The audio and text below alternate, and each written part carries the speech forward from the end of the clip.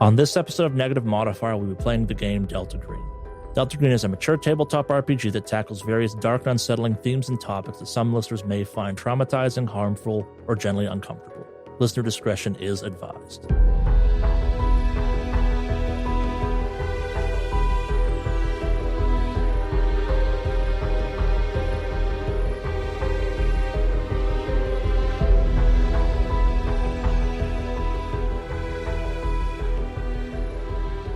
It is June 17th in Columbia, Missouri. It is the start of yet another wet and humid summer.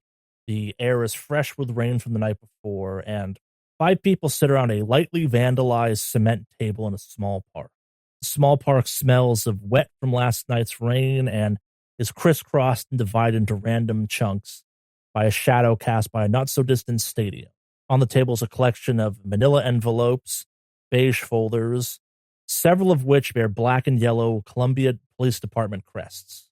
There are 6 cups of coffee and 1 very greasy, stained brown bag.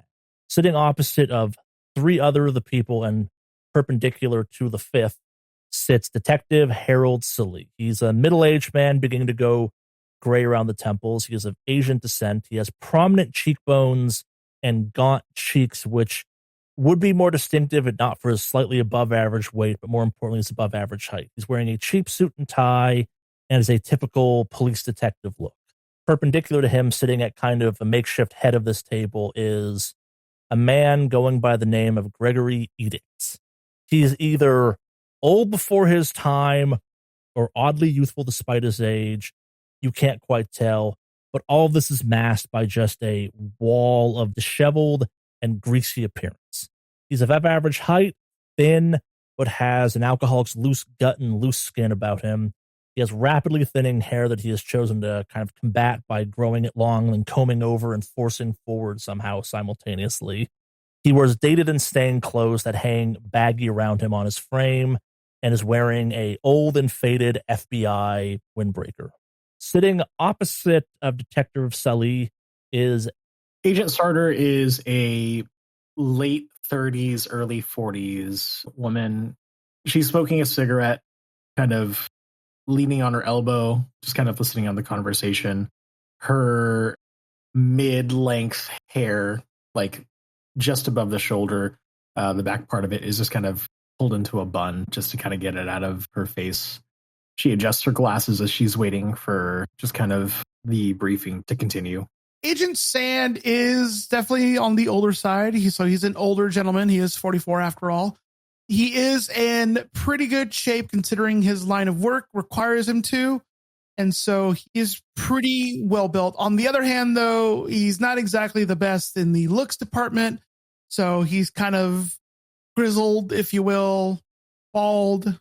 Some people maybe have described him as ogreish in some ways because he is kind of a taller, just like I said, grizzly kind of human being. But yeah, that is Agent Sand. Agent Seaver is a middle-aged woman. She's got short red hair that hangs just a little bit below her ears. She kind of has the look of somebody who's always perpetually tired, baggy eyes, kind of just resting face, of maybe half asleep, half listening. She's dressed moderately professionally. It looks like it's kind of smart, but comfort smart. She's bouncing her knee up and down, anxiously waiting for us to get started. Detective Sully kind of looks back and forth between you four a tad nervously and kind of drums his fingers every once in a while on the envelopes, and then finally breaks the silence by going, all right, well, how's this work exactly? I got this phone number a bunch of years back when I got bumped up to detective and was told to call it if anything real weird came through. You, Special Agent Edict, said that you're with the some special FBI task force involved in like strange crimes or something like that. That fucking figures, I suppose. Yeah. So like I told Mr. Edict, Special Agent Edict, I'm sorry, this is all kind of a little bit weird for me. I don't quite get why we couldn't meet back at the station for this, but I get it. We're trying to keep this from becoming some big media circus. But yeah, so starts fumbling with the envelopes and pull some pictures out and kind of place them out in front of you. So 2 days ago, we got a call in from what's it, kind of a little business card, the Fighting Tiger Document Storage. Its current owner of the box, or not the current owner, someone, the owner of the building was calling us about how there was suddenly a dead body just right there in the middle of one of their so they are I think they're a document storage facility of some kind, primarily medical or kind of like long-term storage, tax returns or whatnot. So it's a controlled environment area. They do offer some, I guess, like normal storage, but that wasn't what was going on here. It was a dead body. When we arrived there, we ascertained pretty quickly that this body appeared to have like 20, 30, maybe 40 years of decay on it. Like, fucking thing looked like a mummy, if I'm being honest. And, well, that kind of put it in cold case territory pretty quickly. Long dead body, as best we could tell, had never been moved. Somehow, as best we could tell, it had been there and not been disturbed its entire time. We did a little quick digging on this. Multiple owners of the box over the last few decades. Things seems to change ownership every couple of years. Not a lot of need to it. I think longest owners of it were about 10, 15 years back or so. They had it for a better part of a decade. But yeah, no one ever complained about there being a dead body, and if there's a couple pictures that of the locker itself that don't show anything, actually. Like, just it's normal listings, et cetera, et cetera. This one seemed to be a weird one, so I gave the phone number a call. Special Agent Edict showed up and said he'd bring in a special team for this, and this is all yours. Kind of pushes the papers across the table at you. I can be of some help for this, but given the advanced decay on the body, I've been told to kind of, leave this one alone. It went through medical. We had a whole medical team take a look at it. They said it's, a body died of combination of starvation, old age, dehydration. It's like whoever died there just got locked in the room or something and expired or something. So that's cheery for you, ain't it? Yeah, this is a really good way to start my Wednesday. Can I ask you for a couple pieces of information before we start going? Ask what you can, but this kind of got so weird so quickly, and chances are it's not going to lead anywhere anytime soon. Like, the doctor did the analysis, basically said if someone had tried to move this body in its current state, it'd have crumbled to dust, which is kind of what happened to us when we tried moving. We had to be really careful. Like, wound up moving it in 4 or 5 plastic bags ultimately. Oh, okay, so the body was moved. Well, we had to move it for testing. Of course. We have a bunch of photos, kind of like lay some photos out. It indeed shows a exceptionally old, like dried out, borderline mummified human corpse, kind of sitting in a defeated position, just kind of dead center of the room, facing what would be the door, would be your assumption based on how the photo was framed. Basically, if the body had been there as long as it looks like the body had been there, no way you could have ever missed this. Understood. Now, did you all do an environmental test when you started poking around this body or anything else like that? Or was it just strictly, let's take some photos, move the body to storage, and then that was it? I mean, not much environment to test, really. The entire facility is a bunch of super HVAC, always 68 degrees, dry environment, so all the papers don't go moldy or something like that. Owner mentioned there was some like electrical glitch a couple days ago or something, but like that just meant it wouldn't have proper airflow and might get a little bit of, I don't know, moisture added back into the system, but not enough to like flash mummify a person and age them a couple decades, as best we can tell. All right. I guess it's worth saying, like, our medical team that looked at this said, like, aside for the whole weirdness of the situation, the body seems normal. Like, we were expecting it to be like, I don't know, irradiated or full of poison or full of beetles or something, but as best they could tell, it was just a really old, really decayed, really dried out body, I guess. Like, not to sound morbid, but I'm assuming you've heard stories of people that get like trapped out in the desert and die of exposure. They just kind of get like turned into human jerky. Yes, I'm aware. Kind of that situation in this case, except 30 years or so of not being found. And last thing, you keep mentioning it as the body. You never really gave us any names towards it. Did you run a dental record check or? We're still working on that. The reality is this damn thing's so fragile and so crumbly that working with it's been a bit of a hard time. if I'm being blunt, this is not really the kind of thing we like to, handle here. Best we can tell, it's not a murder. It's just an unfortunate accident. We've got other issues to deal with. This is a college town, after all.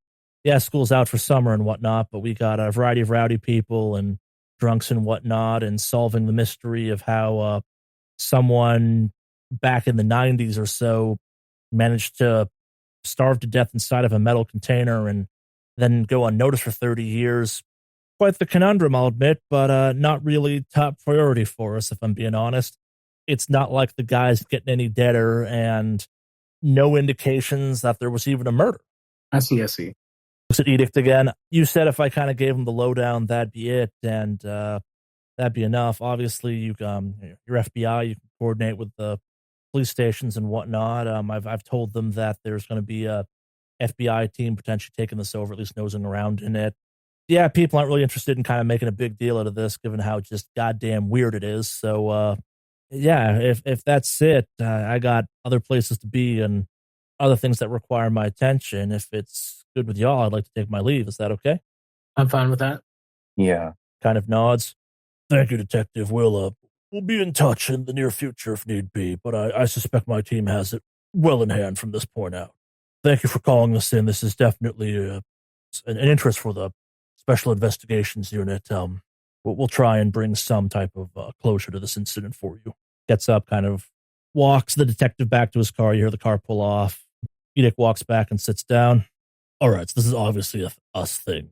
Oh, yeah, absolutely. This is definitely an us thing. You can't really just transport a body there. And the fact that someone just decided to leave a body in a metal container, absolutely not.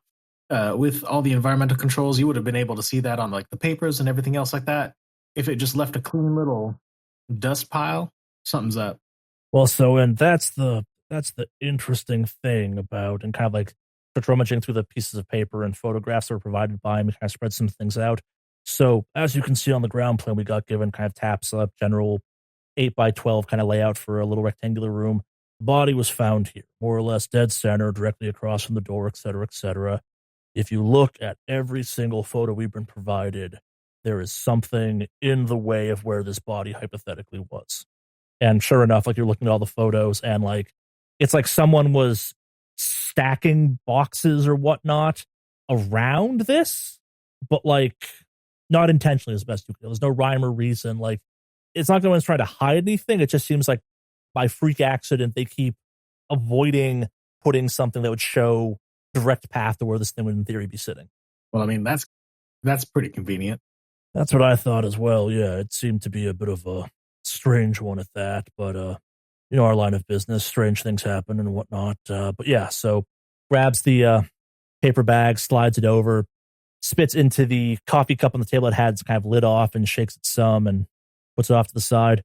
Secured some actual FBI IDs for you. Don't worry, they'll pass muster. Like, as long as you don't have to get like stuck in a holding room and the actual FBI has to get called to confirm your authorization to requisition, I don't know, like a fan boat or something, you should be fine. But also, they'll probably pass that as well. Kind of reaches into the bag, pulls out some IDs, throws them down the table for you, slides the bag to the rest of you. I also secured you a breakfast and some FBI windbreakers. They're in the bag. Anyone go through the bag? Go through the bag. It is half filled with what appear to be deep fried ravioli, copies of the FBI IDs you were just given, keys to some slightly older early 2000s, 2010s model sedan vehicle of some kind, a generic bottle of antacids, and a receipt for the deep fried ravioli with a collection of phone numbers scribbled on the back of them. These phone numbers range from things like Detective Salee to Tiger Storage and one underlined twice saying Prissy MD. I did a little bit of recon as best I could for this, just tried to loop in the what's happened so far on the investigation. People just seem to think it's an old-ass body that somehow went unnoticed for 30 or so odd years. But, yeah, something about this didn't sit right with me, hence you three being called in. I look at the bag and I hand it off to the other two, and I'm like, okay. Just raise my hand. Oh, no, thank you. I'm good. I gotta watch my health. As I take another drag on my cigarette. Edict kind of offers the open coffee cup tea, which you now notice is full of just a collection of cigarettes that were obviously rapid fire smoked down to the filter and then dropped in still lit, and goes, here when you need it. Oh, thank you, darling. And what, you're too good for a Missouri delicacy? No, I gotta watch my cholesterol. I haven't died on the mission yet. I'm not about to let LCLs or whatever the hell they're called be the monster that gets me down. Edict chuckles as that sum as he kind of grabs one of the ravioli out of the bag and starts chewing on it. Sievert will grab one as well and start eating it. It is indeed a deep fried ravioli. After watching somebody else grab, I'm going to go ahead and grab one of the ravioli as well. Yeah, it's just a normal large restaurant ravioli that someone has battered and deep fried. It is exactly as it sounds. All right, so we have Tiger Storage's number. What's this underline here? Oh, that's that's for Ulcer Diagnostic Center. The woman I talked there, Dr. Imani White. She's a real uptight sort. Sorry, I use shorthand occasionally when people annoy me. So is that number for you or for us? Well, to maintain a certain amount of separation between friendly contact and operations. Obviously, I can't be in the field much more. You're here representing the FBI's Special Affairs Division or something else like that. Sounds like it might be a thing. Don't throw that name around enough so much if you wind up Googling it or something. But I talked you up as kind of a strange case department, if you will. That show the X-Files did a wonder of making people think that there's some type of weird division of the FBI that handles all the crank cases. But yeah, gotta love local police when it comes to that type of ignorance. Is the body being held by the doctors right now or no? Is it in evidence? Where's the body at? I think it's currently being stored at the local morgue, but like the detective said, it's what's the politically correct phrase for it? Borderline pre-cremated. It literally, last I heard, was in 4 or 5 Ziploc bags. Shit. See, I understand why I was drafted into this op. I have a little bit of history with some really old shit. Hopefully there's something I could probably look around or at least see. It's not my first mummy that I've worked with, but it's definitely the first wild one that I've come across in the United States. Say the body or victim or whatever the right phrase is, is in a delicate state is a bit of an understatement. My understanding is the local PD did almost as much damage removing the damn thing as it had sustained while it had been sitting there. Fuck me then. I personally want to go check this out first. Does anyone else have any kind of ideas as to what they want to do? I think you have the right idea. All right, for the best, we go check it out. Well, you're the field agent, so I'm just the handler in this situation. You know the drill, report in, let me know when it's done. I like to take a hands-off approach to it. Sorry, I'm not trying to fully introduce myself after we got past the whole getting you here part of it. Edict. But feel free to call me Gregory Edict. And extends kind of a greasy, slightly clammy hand towards you to shake your hands. I will go ahead and extend my hand and complete the handshake. He has a greasy, fish-like, but oddly firm, wet handshake. It is a little bit gross. I shake his hand, and after I complete the handshake and bring the hand back to me, I definitely wipe it on my pants. Yeah, let's actually get a constitution out of this one real quick just to get this ball rolling on it. All right. Fumble. 20 out of 70 success. You managed to hold it together, but you definitely, it really is like grabbing someone's hand that's somehow greasy and wet and cold and covered in Vaseline simultaneously. It truly is a gross handshake. Sievert will offer her elbow out to him. He awkwardly shakes your elbow. No. If you've not seen, you're supposed to just tap elbows. It's like a handshake. Don't grab my elbow. He turns to Agent Sarter. Sarter just kind of lifts up her cigarette and a little bit of a salute. Enchanté. And with that, Gregory Edict gets up and kind of half walks, half waddles a little bit off to a car, and you hear that pull off. In the parking lot, there is a sedan that matches the make logo on the keys that were in the bag. I will say, everything in the bag is a little bit greasy from its contact with the deep fried ravioli. I was thinking, is it in the same bag, loose? Do we Oh, yeah, absolutely loose. Straight up. Okay, cool.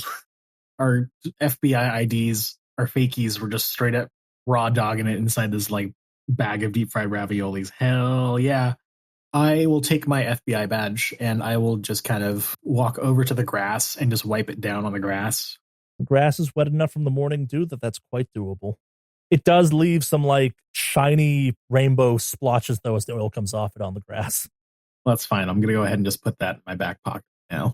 I will follow their lead and do a similar motion of wiping the badge off. All right, so where are you off to for your start of the investigation? I would like to go to the local morgue just so that way I can run some diagnostics on the body. I have a history with like handling ancient objects and handling art in a restorative manner. So I could probably, I want to see if I could salvage any kind of information that could have been destroyed during the transfer process. All right, you're off to the morgue? Let's go to the morgue. Yeah. Skedaddle skadoodle.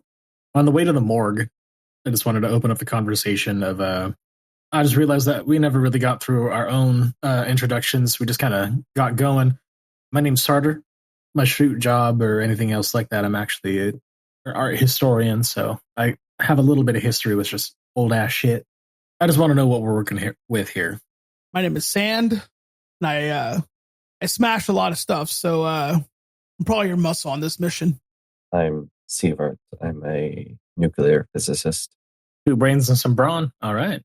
This could work.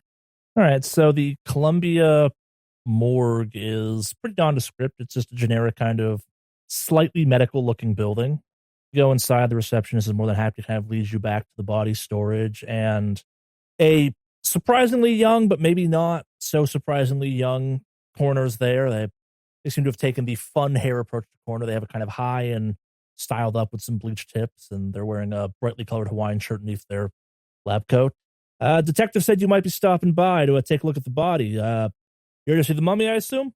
Yes. Yeah, we're here to see the mummy. Now, question, did you run any other kind of identification tests or anything else like that? Did any dental records match? We're working on that. You'll see why that's a bit of a conundrum. And I don't know what you've heard. It's not a fucking pile of dust. Everyone that calls keeps wanting to know how many bags we're keeping this damn thing in. It's still a body. I'm good at my job. Whoever started that goddamn rumor needs to goddamn knock it off. Okay, perfect. Because I honestly was a little worried myself. I mean, a little bit turned to dust, but that wasn't my fault. It was kind of like that when they brought it in. You'll see. You'll see. I have some experience handling some really old remains, so fucking perfect.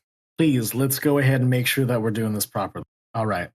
I glove up and start getting to work. Yeah, so dude pulls out a freezer tray, and on it is, we'll call it 7/9 of a body. Like, as described, most of it's still there. It's just very fragile and very brittle looking. Like, it does look like it could break quite easily. Not quite turn to dust, break quite easily, but like, it would not take a lot to snap or further damage it. There is a 1-gallon bag, a little bit filled up with what indeed probably is either a kind of shirt and or bone dust or body dust that's kind of been in there to keep it all together. Corner gestures at it. Behold, the fighting tiger storage mummy. Can I roll an archaeology check or an anthropology check to see if I can get any kind of like information from the remains? Let's start off with just a general search. How about? Yeah, I can do a general search. What is your search at? 60. Oh, that's more than enough to kind of get what I was going to give you for this. So, yeah, the body, at least in its current state, which admittedly is highly dried out and highly kind of decayed to a certain extent. It's mostly kind of like remainder skin stretched around the remainder of bones type of thing. There are no obvious signs of foul play or murder or traumatic harm. You do notice that on the left hand, the index finger has broken off. It looks to appear to have been like it kind of either broke off because of weight and decay, but like it seems to have broken off relatively recently. And if you pointed that out to the corner, he'd be like, yeah, it came in like that. They brought me in both chunks. The body, you guess, would be male, most likely, just based on proportions. But that's all you can get from the search. What do you want to do from there? Or what are you trying to figure out from there? Do you have the evidence photos by chance? I want to see if I can go ahead and have that reference next to me while I'm looking at this, just to see what it looked like before it came in. And then what I'm looking at now. He has a copy of those. You also got a copy of those. I want to look to see if there's any kind of evidence of wounds or anything else like that. There is nothing, but also, so looking at the photos and looking at the body now in context, you see that the body was found in a, what could be best described as like a sitting position. The legs were definitely stretched out in front of it, and you can see in the picture that there does appear to be a finger from the left hand separate from the body, like it fell and kind of rolled off or kind of snapped off and rolled off or something. Do we have a finger here by chance? It's on the drawer. It's on the drawer? All right. Yeah.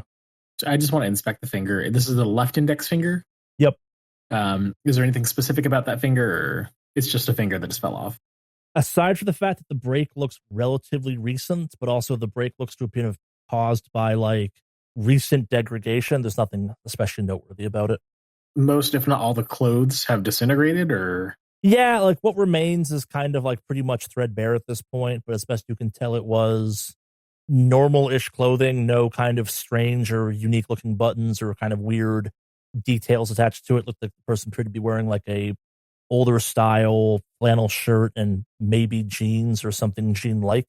And then may take a sample from the corpse as well as the dust and look at it under a microscope, just to check to see if there's any kind of anything weird in regards to just the sample. You can definitely do that. What skill are you using to kind of analyze that? This is more kind of like a medicine check, or like what are you looking for exactly?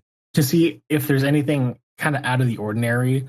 Looking at samples of mummies as well as other kind of specimens through the anthropological history department. I kind of have a running kind of understanding of just kind of like, I have a baseline of like what I see normally in like samples of like what old dead skin should look like. Yeah, what old dead skin looks like. Like. Yeah. What's your archaeology at? My archaeology is at 50%. That's also enough to know that, like, yeah, you're not seeing anything abnormal. This is old, dried out, degraded human tissue.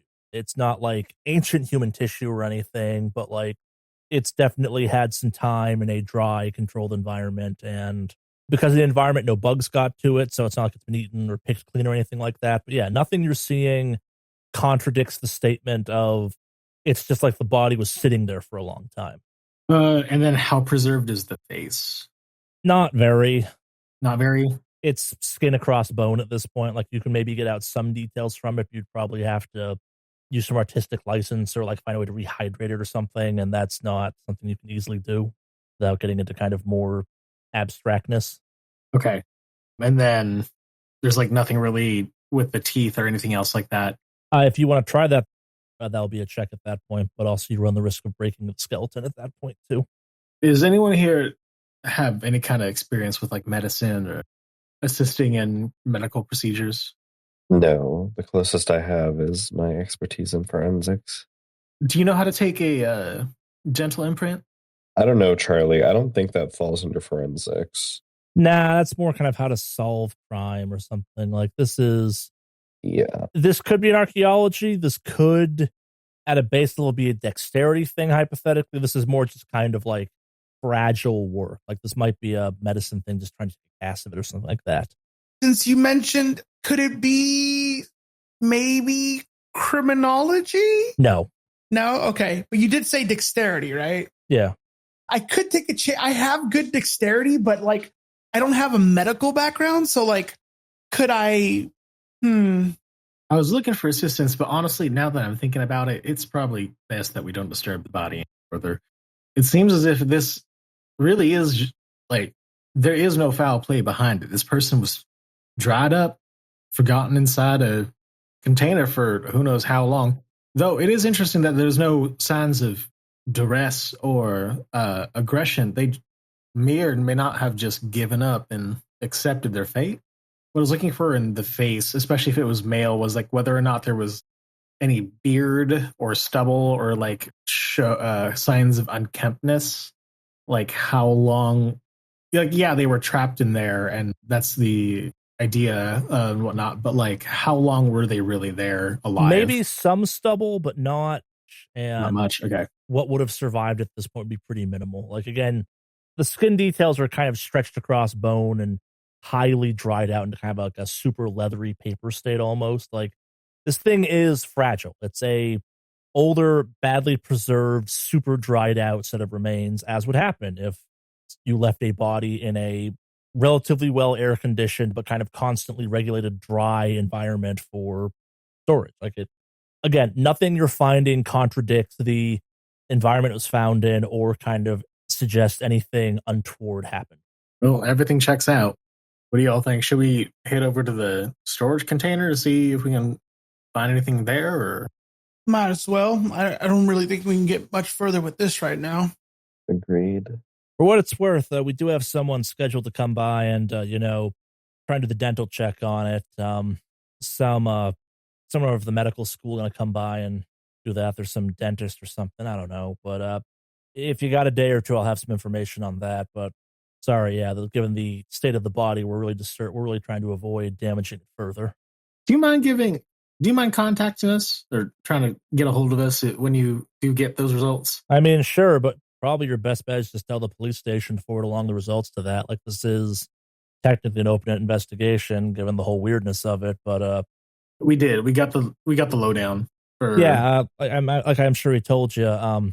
We're having a real hard time proving that this is anything more than just weird. And if we can't prove there was a crime as part of it, well, and the police stop being involved, and it kind of falls by the wayside pretty quickly. Like, this stuff is the strangest thing that's come by, at least as far as I'm concerned. We normally get like animal attacks and drunk people that fell off high rises or whatnot, or normal shit. This is my first mummy ever, and yeah. Well, it's the first for everything. You got a story to tell now. Well, thank you so much for your cooperation. I think we're going to head over to the storage facility.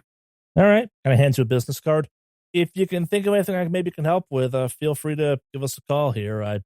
Like I said, the body's not getting any deader at this point, and our hands are kind of tied. Anything I try to do from a medical examining standpoint just kind of makes it fall apart a little bit more. Much obliged. I take the card. Yeah. All right. So you're off to Fighting Tiger Document Storage. Yes, sir. Document storage is a 5-story nondescript building with a corrugated metal cladding to the outside of it. There are 2 entrances. One entrance around the back that's big enough for a medium to small box truck to fit into for unloading purposes, and then a double door on the front. There is a decent amount of security around the facility. It does appear to be on the newer side, like last 5-10 years type of newer, not bleeding edge or cutting edge by any measure, but it does appear to be working. Wires are in place. It does rotate. Occasionally you see a lens adjust or something like that. Yeah, the hours is listed as normal kind of business hours. In this case, it's open 6 a.m. to 6 p.m. They mentioned they're closed on Sundays on the main sign. What do you do? Well, we have the storage number, correct? Yep, storage room 426. Well, they were telling us that there was like a glitch in the system. Do you think we could try it? No. If the body has been caged for some time, I highly doubt that they're going to have any kind of video records back then. Y'all want to head up to the storage room, or do we need to talk to some people beforehand? What do you think? I mean, let's go check out the storage room first so we know, get that out of the way. I agree. Are you wearing the FBI windbreakers? Yes. I'm also going to go with yes, since we have someone who's already wearing them. Might as well. I am. To be clear, I'm not going to put mine on until we're close to the storage unit we're looking for. I don't want to draw attention to us until we're like, basically, I'm trying not to draw attention. And then once we're there, I just want to put it on in case anyone walks up on us, so we look like we belong. Sure. So as you kind of push into the main door, there is a heavy-set, late 50s, early 60s woman sitting behind the desk. She is pudgy, is probably the polite phrase for it, in all directions type of thing. And she looks at you as you walk in. Merle, the feds are here. A man, kind of similar description, same age. A little bit skinnier, but his weight's kind of more in his gut area, kind of comes out of a side room, maybe the office or something. Well, what do you know? The feds are here. Let me guess, you're here about 426? You guessed right. All right. Can you find it yourself? You need a tour guide. Figured room 26, 4th floor. And let me guess, you're going to want a list of all the previous owners of the box, going back as far as we have records for, and any information about the last couple weeks and proof of purchase of the building and whatnot from the previous owner, et cetera, right? Current owner of the box and all that stuff, right? Don't tell me that this has happened before. Yeah, the police asked for all this shit. Worst case scenario, you already know where all that is. So, Oh, I got it ready to go. She said, Feds, I've hit print. We have nothing to hide. This is an upstanding institution of storage. We boast many proud clients here, all in the medical field and of the college around the area. We would hate for this type of situation to sully our name. You said you could find the box? 26th door, 4th floor. Indeed. Kind of hard to miss all the police tape, too. Quick question, by the way. You had a map of the layout of this place? The one behind the desk kind of slides a laminated thing across the desk at you. We have it in a black and white and color, sugar. Whatever one they have available right there in front of me, I'm just going to grab that one. Easy enough to read, basic layout by floor. Nothing uniquely weird about the building, as best you can tell. Okay. Does this thing also point out like emergency exits, fire exits, things like that? Okay. General layout, it even has information about where the it shows what cameras kind of roughly covering an area, and it shows that there's no kind of dead zones in the coverage, and there's at least a 30% overlap from camera to camera too. That's a bit of a sales pitch, I guess, is maybe the right way of reading this. It's demonstrating just how secure and up to date and ready for your storage this facility is. Right. You mind if I keep this? Just bring it back when you're done. I can make a photocopy of it if you'd like as well, or Merle can print it off as part of your welcome package. Yeah, if you don't mind printing me out a copy, I'd appreciate it. Thank you. Merle, add it to the package. Merle's standing there. It's just kind of like, I'm right here. I heard them say they wanted a copy of it. Yeah, Merle goes back into his office. Your things start printing off. It's a bunch of pages as best you can tell. Are you off to 426? There is a large kind of industrial maintenance elevator you can use to get up to that floor, or you can take the stairs.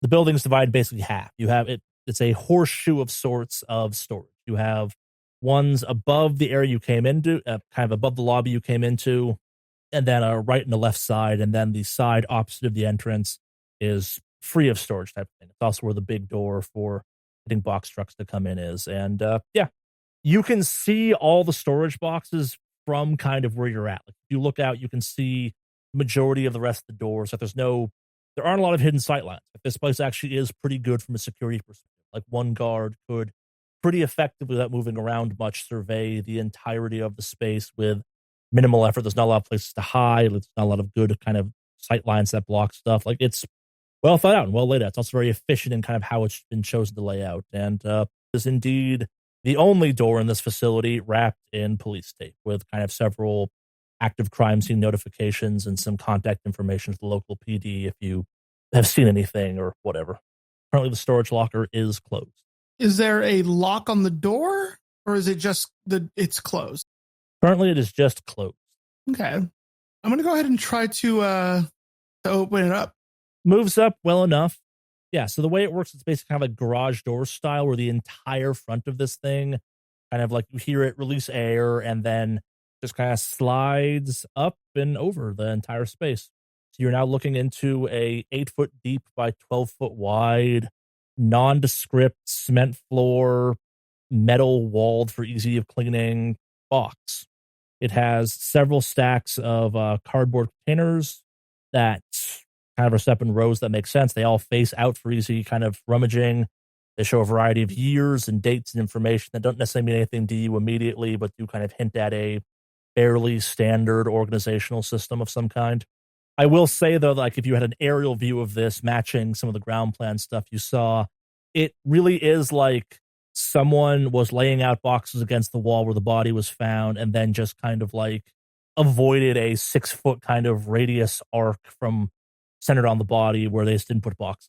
I want to check out those boxes and see what's the latest date that was printed on there. Give me a bureaucracy to see if you can figure out the organizational system. 34 out of 40% success. Yeah, so the boxes in the right farthest away corner are the most recent ones placed in there, and the most recent date is from about 9 months or so ago. Okay, so this is what I was looking for.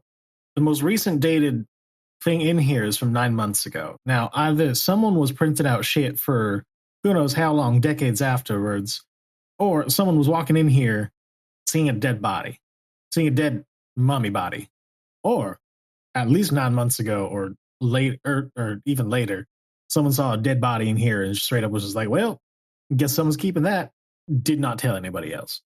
Because you also passed that bureaucracy test, you realize that at least the majority of the boxes in here appear to be kind of some type of accounting information of some kind. Not like tax returns, but like generic accounting one might do for a small business or something like that. But given the number of them, this seems to be like the storage locker for like a small accountant firm or individual or something that has lots of clients. What's the firm's name? You can't tell that from the boxes themselves. Gotcha. Can I pocket? No, I can't pocket one of these because then otherwise that shit gets a little sketchy. Or can I? I mean, no one's watching you. Except the cameras and whatnot. I would like to take a photo. Agent Sand, what's your criminology at? My criminology is at 8%. Okay, so on the camera topic, the cameras do a really great job of covering the public space.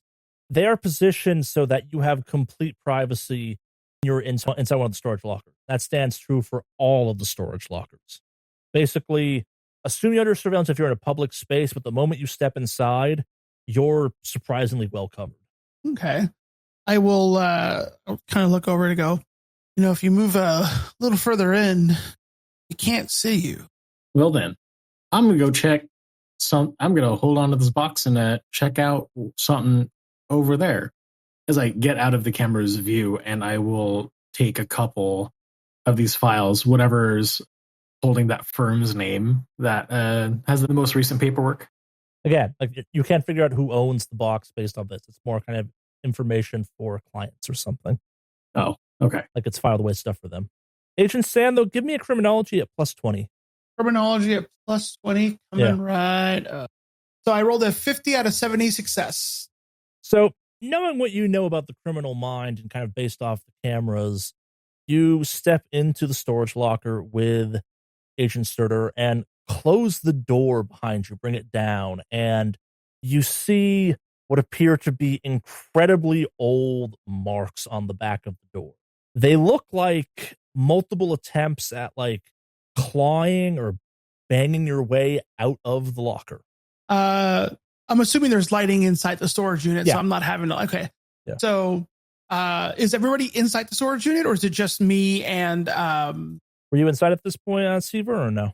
Seaver would have gone in when Sam did. Yeah, so Okay. you all see kind of attempts to either like break out, like you see like dents in the wall type of thing or claw marks on it type of thing. Nothing unnatural, but definitely like obvious signs of someone trying to escape. Now, I'm not exactly a smart man, but this looks like someone was trying to get out. Yes, it does. That definitely looks like. Can I comb over the locker and see if the police missed anything, Charlie? Sure. While you're doing that, though, you find that you cannot open the door from the inside. The release mechanism that would be used to, like, if you locked yourself in here by accident appears to be broken. Do one of you want to prop something to make sure the door doesn't close? Oh, no, the door's closed. You three are stuck in here temporarily. Oh, I see. Yeah, I was gonna say we're stuck in here. How strong is this door? It's a pretty substantial door. Like, a human being, unless they had, like, tools, could probably not break through this on their own. That being said, you have cell phones and the phone number for the front desk here. Okay. You're not by any measures trapped, or like someone could come by and very easily release this from the outside like you did a couple minutes ago. Okay. I have reception, I'm assuming, so it's Yeah. not a problem making a call. Okay, so I'm going to go ahead and call the front desk. Yeah, the woman from the front picks up earlier. Fighting Tiger Document Storage, how may I help you? Hey, we were down there earlier. We were the feds, as you called us. We need a little assistance getting out. It seems the mechanism that is supposed to offer us an option to get out is broken. So we're stuck in this storage unit right now. You hear the sound of the kind of like receiver being pressed against a shirt or something, and you hear a muffled sound of, Merle! The feds locked themselves in 426!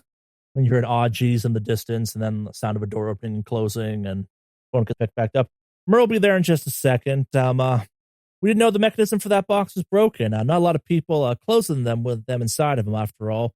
Not the best air quality for human use. People tend to complain it's a little dry in there. I would imagine so. Thank you. Appreciate it. And we won't be going anywhere. So we'll be here. Honestly, if you could find a way to go somewhere, we'd be very concerned. We pride ourselves on having some incredibly secure lockers. But we don't encourage you to try. Merle will be right there in 1 second. Don't you worry. None of y'all are claustrophobic by any chance, are you? Oh, I'm fine. Mildly? Well, think wide open spaces, and rest assured it's been at least a week since the air system failed. Appreciate it. Thank you. And I'll go ahead and hang up, but yeah. Yeah, a couple minutes pass, and you hear a kind of sound on the outside, and the door swings up and out of the way, and there's a out-of-breath-looking Merle standing there looking at you. Well, I didn't expect to see that to happen today. Mrs. mentioned the lock mechanism was busted. Yeah, it seems like the mechanism on the inside here is kind of busted. And before, obviously kind of showing anything, I'm going to go ahead and put something on the bottom. Is there anything nearby I can just prop under the door so it doesn't lock on us? Several cardboard boxes full of files could be placed under the door. Yeah, I'll just grab a random item that I can just throw down there. So Merle looks at it and goes, didn't know that was broken. I guess I'll mark that down and fix that when I get a chance. Am I allowed to fix it because this is an active crime scene? I look at the other two and I go, I think it's okay as long as we make a note in the report that it's being fixed because we discovered that it's in fact faulty, just so we don't have anybody else get stuck in here. I mean, I could also fix it once the crime scene's over and whatnot, but it doesn't matter. It doesn't matter. Yeah, now don't go locking yourself in here again. And kind of pauses on, reaches into a pocket and pulls out a folded kind of package of paper, hands it over. That's everything I said I'd give you. For what it's worth, the current owner's a guy by the name of Walter Gates. Fine enough fellow. Pays on time. He's paid up to the end of the year, so he's got does some math in his head. Well, however long June to December is, so he's paid up to then. Been the owner for the box the last year or two. They none of the previous owners ever reported any issues with the door, by the way? Nah. Honestly, not a lot of people close the door with themselves inside of it. Typically, it's people dropping off boxes, leaving them here, and then leaving type of thing. I think the missus mentioned it. It can get a tad dry inside. When the door's open, the system automatically shuts off these days at least, and to kind of save on some excessive cooling and bills and whatnot. So inside it can get, well, not like cold, not like cold storage, but people often say it's a tad dry. It causes nosebleeds, and we keep at a balmy 68 when it's all up and running. So unless you've packed a bit of a sweater, people tend to find it tad uncomfortable. All right, cool. Well, appreciate it. Thank you. Yeah, Roll heads off back to the office at that point. Well, this is a first where all the evidence that we happen to have right now just points to someone got locked. But again, God damn it, the most recent documents date someone was in here at least 9 months ago. So the current owner, now that makes it a little bit more suspicious because the current owner has everything paid up until the end of the year. Either someone just does not want to have to deal with the constant reminder of having to keep up with their bills, or someone's got kind of plans. I don't know. I don't got a good feeling about this. Yeah, I gotta say, it strikes me as odd that no one's ever reported it. The door thing just doesn't sit right with me. Can we check out the inner lock mechanism, see if it was tampered with? That'll require you to disassemble the door some. I'm not saying you can't, just it will take time and effort. I will say, just kind of at your quick appraisal, looking at it, it just looks like it's just not functioning correctly. Like it's like maybe a gear or something inside the mechanism is busted. Like when you pull out, it just doesn't seem to engage. From the other side, it engages, but from the inside, it does not. And then something that I forgot to check earlier, the nearest boxes to where the body was found, do they show or exhibit any kind of signs of mold or decay? Nope. So there's no splash damage or anything else like that? Nope. Is there like a decay shadow that's left on the floor? When you say decay shadow, you mean kind of like an outline of where the body was or something like that? Or like, what are you looking for exactly? Like stains or any kind of like evidence of that there was just a body there? Yes, there are. Okay. Can I tell how recent that those stains are? Does it match up with the like time frame for the body? I mean, without like aggressive and thorough testing, you wouldn't have a way to kind of date that. But I will say that like it looks very dry and very much like it's kind of like old staining on the ground. It's cement flooring. It takes both a lot and not that much to stain it. But also, I will say that like again, based on your time inside with the air on and stuff like that, what Merle said is accurate. It is indeed incredibly dry when the system's engaged, a little bit too cold, so it's that the body would dry out as opposed to kind of like fall apart. Based on your time inside of it, you can tell the place has constant, at least in theory, if it's running correctly, airflow. It's quite dry. It's kept at a relatively kind of not rapid decomposition temperature. Not so much so it would stop decomposition, but yeah, like you're basically in kind of minus the heat a drying space essentially. Like you could quite easily dry stuff in here with minimal hazard or risk, just based on kind of the environment that it is. The air moves well, like it's not too hot, it's not too cold. Y'all have any ideas? I feel like we kind of squeezed out all the information that we can. I mean, we could do one last thorough search, and then we should move on to the box owner. Is there a search I can do to see if I can find anything else? Yeah, just give me a search. I'll give you a plus 20 on it. Oh, yeah.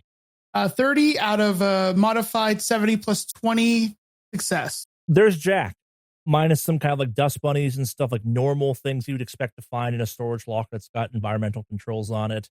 There's nothing weird here. Yeah, you have the kind of decomposition staining on the floor, but like there's not much of that. There's no damage to any of the boxes. Like the only weird in here is the fact that like centered on where the body was, there's kind of a 6-foot bubble of sorts, almost like, give me intelligence. Oh no. All right. Can I offer to do forensics instead? No, this is not that. Okay. 72 out of 40 failure. You can't quite put all the pieces together, but it's like, I don't know, the stuff's placed to avoid something, but not like in an obviously intentional way. I'm not exceptionally skilled in natural, but can I think of anything that, see if I could glean anything from the information we've gathered here and from the body? Give me an intelligence check as well, I guess. Let's see if you get this. 93 out of 65% fail. Nah, there's something weird. That being said, like all things point towards, like despite the weirdness of the situation, it's not, by their powers combined, this is definitely a deltagreen level of weird, but like you're not finding something that's obviously capital W just yet. Like the body died, as best you can tell, of semi-natural causes in a slightly weird location. Like piecing it together, if the lock mechanism has been busted for a long time, which would make sense to have been, because who really checks to make sure the lock release on the inside of something is functioning if it's uncomfortable to be in there? It's quite possible that whoever this body was just got locked in the storage container accidentally at some point and expired, and no one noticed it for 30 years. That's obviously impossible, but that's what at least currently things are hinting at. Okay, we should get the address of the owner and head over to his place. Well, we got all that information over here in the little handy-dandy package then. Give me a search on that package, actually. Search is an 89% out of 60 failure. It's easy enough to find the address. Walt Gates' company known as Small Town Accounting. If you'd like, you can also spend some time kind of going over this and spending a little bit of kind of time going through this in detail if you'd like. Yeah, let's take a little bit of a time to look at this information. So what are you two doing while Surtur is going kind of through this paperwork? Are you also kind of helping go through the paperwork at this point? Yeah, I'll help go through the paperwork. All right. Yeah, I'm going to help out as well. I mean, just with whatever I can on my part. Does anyone have a bureaucracy above 60? No, I do not. I got a 40. I also have 40. All right, so kind of like cross-referencing this data and kind of like making some calls to confirm some of the information on here. It's just pretty boring data. The things you learn, and this takes several hours. It's kind of well into like the sun's starting to set by the time you're done kind of going over all of this. And you learn a couple things. In the history of Fighting Tiger document storage, it has been sold twice. The current owners are not the original owners. It was sold back in the mid 90s and in the kind of like around 2008. All the surviving records of the place, box 426 has only ever had one owner miss payments and have the box go up for auction. That owner was a man by the names of James Brody, and that was back in April of 1992 was the last successful payment, and it went up for auction 6 months later. Does it have a sale list or auction list inventory of what was in James Brody's storage container? It does not. That's not something they typically do. Okay. I can give you all the names of everyone who's owned it since then, but James Brody is the only kind of occupant that has missed it. Okay. For his missed payment. Walter Gates has owned this box for about a year and a half. He seems to pay in year-long increments as best he can, and it's pretty affordable, so it's pretty easy to do. It seems to be a pretty normal practice for most of the people renting it in the last decade or so. They pay in year-long chunks. And as kind of one of the little notes of things that was part of this package, the power went out for 48 hours about a week ago. Nothing, as best they can tell, was harmed, but the environment was no longer controlled, and there was an increase in humidity, and the air became stagnant in all of the boxes. There is a note that a couple residents reported slight damages to items inside of the boxes because the system coming back online pulled a lot of air at a very rapid pace and caused some disruption, just kind of like ruffled papers or maybe something like got thrown around a little bit as a lot of air cut through the system at that point. But that's about it. Not a lot of information here, but yeah, it's also nighttime at this point. Perhaps it's time we get a hotel and call it a night. Yeah, hopefully we can kind of get an idea as to who the heck this guy is. I wonder if I could check any kind of missing persons reports. For whatever reason, there's something that I just want to check with James Brody, whether or not he missed payments because he just had a delinquent payment and just kind of continued down with his life, or if he went missing. What if the body we found was James Brody's? Either way, I think we need to sleep on it. Agreed. Well, whatever you guys say. We're done here. We're done here. All right, should I head off and find a hotel? Yeah, I think so. I think that's for the best. All right. Makes sense. All right, so it is June 18th. It is the morning. You three get up early and kind of hit the pavement. You kind of give yourself a leisurely morning at the best accommodations you've scraped together. Maybe not your typical deltagreen dive motel hotel situation, but we're talking economy plus type of situation, unless you sprung for something better. By chance, have we received anything from Ulcer yet in terms of information on the Jane Doe, the corpse? Nothing yet. You do have the original findings. They put it through. The corpse is male. Corpse appears to have been dead for, give or take, 30 some odd years. Would be their rough estimate without further testing. As you were told, this isn't a high priority because, well, as of right now, there's no kind of missing persons to link this to. You do have the name of James Brody that you said you want to do something with potentially. You also have small town accounting, the offices of Walter Gates, the current owner or slash renter of the box that the body was found in. So I'm trying to figure out the itinerary of this day. We do happen to have a couple names. There is James Brody. He was the one who previously held onto the storage unit. And particularly, I think that's a little bit more interesting just because it's around the time frame in which the John Doe had passed. Now, we do also happen to have Walter Gates.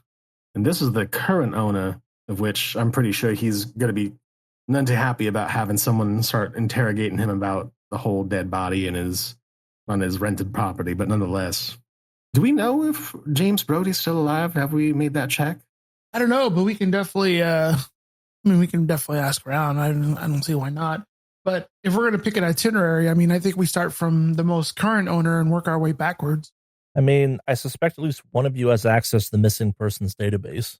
Is that a reference to me? What's your profession?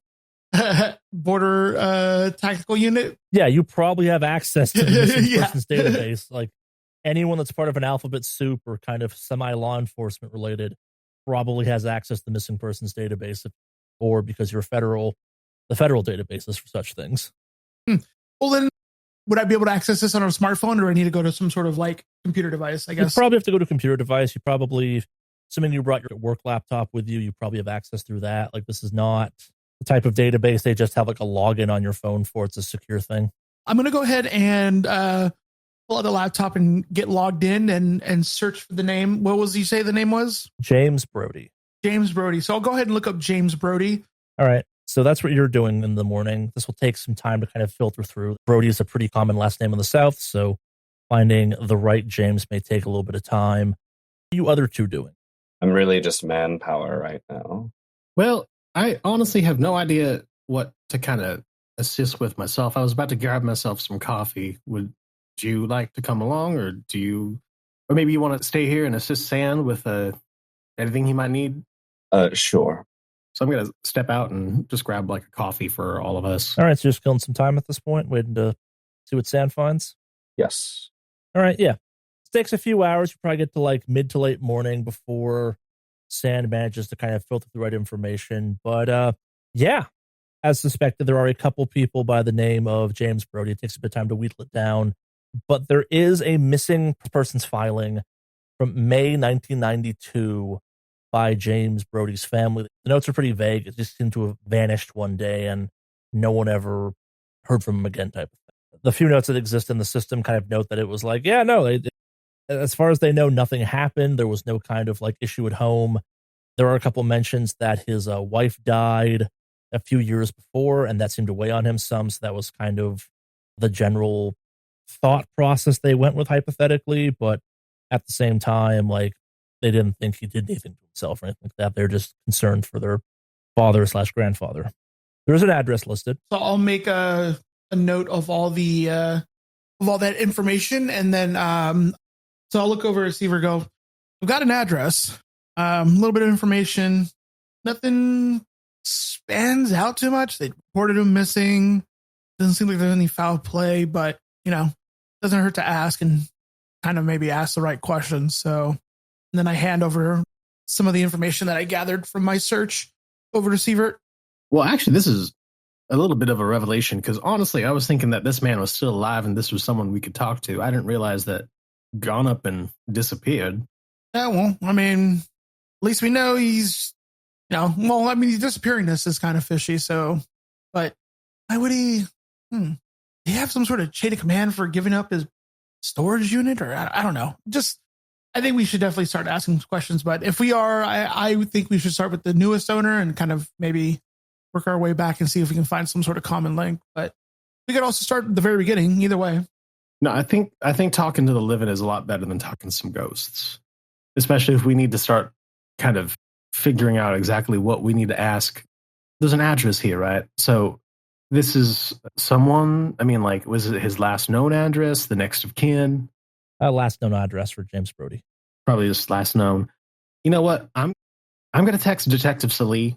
I want to see whether or not this John Doe has any kind of connection to James Brody. The missing persons report and whatnot kind of coincides with the death date, at least ish. So I want to see and explore some connection there. But otherwise, shall we head over to a Mr. Walter Gates of Small Town Accountant? Sounds like a plan to me. Right, you're driving over to Small Town Accounting? If that's the address that's listed, then yeah. Yeah, it's the address you have. All right, so are you calling Salee or are you just texting him? On the way, I'll give him a call. Just to give him a heads up. Yeah, so he picks up. Yeah, hello, Detective Salee speaking. Who am I talking to? This is Sarter, colleague and everything else with that. Do you mind if I have a weird little hunch and I want to check up on a name, especially considering the John Doe. Would you mind, please, if you can look up any kind of genetic data or genetic database, whatever the hell it's called, with and compare it to maybe a Mr. James Brody? Compare the corpse to Mr. James Brody. I'm sorry. Yeah, sure, we can do that. As you know, we wouldn't have data on him unless he was like in the military or had a criminal record that put him in the database. Though it's not like an extensive genetic history of every human, and maybe he was into that 23 and whatever thing or something. But yeah. Well, I mean, like, he was a missing persons in 1992, so I don't think that was around during that time or anything else of the sort. Like, I just had a little bit of a hunch. Do you mind actually if you can look up? Text me if he happens to have any kind of like record. I don't know if the police reports can go that far back, but That was a lot of pre-digital, I think. But yeah, I'll see what I can find, and I'll poke Ulcer and see if they're digging anything else up. They said they might have more for us today. oh, perfect. If they hit you up, please let me know. I do believe that I had asked them to also contact me, but Maybe they'll contact you. This is all. I believe in the words of Dr. White. Science takes time, and you cannot rush good research, or something was her phrase. thank you so much for your time. Hopefully I'll hear from you soon. Yeah, I'll keep you posted. So the trip across town, pretty uneventful. It's late enough to start hitting lots of late morning traffic. It's also Columbia, Missouri, not known for heavy traffic by city standards. And yeah, getting to small town accounting, easy enough in the grand scheme of things. It is a fairly generic, by all measures, it looks like an accounting office from the outside. It's in one of those kind of like little strip mall business situations where it's next to two other completely unlikely businesses. Use your imagination as what's situated next to. But yeah, it's just kind of there. It's got a big sign out front announcing small town accounting. There does appear to be a light on inside the office. Which one of you is good at talking? Not me. I mean, I do happen to have a little bit of a sly aspect about me, but at the same time, it's not something that's, you know what? Should I have this conversation? You are probably a better liar than us two. I don't know what exactly that says about me or what that says about you thinking about me, but let's just go with it. You just talk a lot more than us. That's not a bad thing. It just makes me assume things. You know what? I'm going to let you go ahead and keep your secrets. Let's go on inside. So the door is unlocked. There is a receptionist desk directly across from the door when you come in. To your right, there are some couches and some seating there, kind of a little mini waiting room of some kind. And then farther back, there appears to be a large kind of, not fancy door, but like heavy soundproof door, not in like a suspicious way, in a like, hey, if you want some privacy while talking about business or accounting or kind of your finances, might make you feel reassured type of way. The inside, though, definitely has a theme, and that theme is the owner of this office fishes. And there's a small woman seated behind the desk waiting as you come in, and she kind of perks up as the door opens. Hello! Welcome to Small Town Accounting. Hi there. How are you doing? I'm just peachy. What brings you in today? Apologies. Walt is still out with truth be told, I'm not quite sure where he is. He's gone on a bit of an emergency vacation, as best as I can tell. But if you'd like to leave a message, I can get it to him once he comes back. I'm hoping he'll be back in a day or so. Maybe he's taking a long weekend or sleeping off a weekend still at this point. Oh, so he's out of office for a while now. Unfortunately, this is something that is a little bit of an important matter. By chance, do you happen to have a number that we could reach him? I know that he is on vacation, but this is something that I would feel as if it's a little bit. I just slightly flash my FBI badge, slightly bit pressing. It's a pressing matter. She definitely kind of tenses up at seeing the badge, and she goes, "Well, I was instructed by Walt that if any police or federal agents, I assume, came by to redirect you to his lawyer, proper due diligence and court of law and whatnot," is what he used to say or something. Is this some type of accounting emergency? You can say something like that. We're just looking at a little bit of a history of assets. Nothing too crazy or anything else like that. It's nothing too much to dig in. He's not under suspicion of anything. We just want to know a little bit more of a history. That's a relief, aside for the unseemly habit of cigar smoking. He's a very pleasant man, charitable, nice, fantastic boss, all things considered. Not sure great an accountant he is, but, small town accounting and whatnot. No, I do appreciate it. I mean, like, this place really does look like it's for the people. It's not something that creates a divide between the community in terms of income or anything else like that. I mean, I'm pretty sure that he's here to just make sure that everyone prospers. And I kind of take like a look around and make it seem as if I'm really appreciating just kind of how down to earth everything is. But she kind of looks at you. I appreciate the lie, but I find the fish creepy as all hell. There's a lot of fish in here. It's a good hobby. I mean, like, fishing can be almost like a spiritual thing, really just getting yourself zenned out. And Between you and me, I don't think he fishes. Just buys them. now, honey, you can't be selling out this man's secrets like that. You're right. But unless you are willing to talk, I mean, I'm sure the tea's quite hot. I mean, the most questionable account we hold is that a gas station down the street, and that's just because it's owned by a bit of a ruffian. But beyond that, he's nice enough, just a tad blunt in his demanding of his returns as soon as he possibly can get them. Now, honey, sometimes people just are a little foolish, and sometimes people are a little rough around the edges. The gas station, you say, is it a nice place to be? We do have something that we do need to fill up on. I do like supporting local businesses, you know. I mean, it has the best ribs this side of town. I personally haven't had any kind of Missouri ribs myself, but I also just kind of take a quick look around as I'm like talking and whatnot. I want to see if I could just kind of case the joint, see if there's any kind of like obvious cameras or anything else like that. Yeah, some kind of normal internal kind of security cameras, just like, again, stuff one might have in a personal office type of setup, like just to make sure like you have proper security. And accountants do handle information that people might hypothetically want to steal. It's, yeah. Because from what I remember, the latest filings for the storage facility is about 9 months old, correct? Yeah. So we may or may not have some materials that would be like a little bit more recent. How that really connects with what we're doing, not 100% certain, but I didn't mean to be all loose lip and start to gab or anything else like that. But otherwise, you said that he's going to be back maybe tomorrow or anything else like that. I hope so. I was hoping yesterday. He didn't tell me he was going out of town for anything, so perhaps he's come down with something. Since he's not in trouble or anything, just kind of scribble something on a piece of paper. This is his home line. Try him there. He's pretty good about picking it up so long as he's there. Obviously, if he's not home, he's not home. I see. I don't mean to bother a man while he's trying to recover or anything else like that. Hopefully, a little bit of a pleasant conversation, a pleasant chit chat that might raise up his spirits.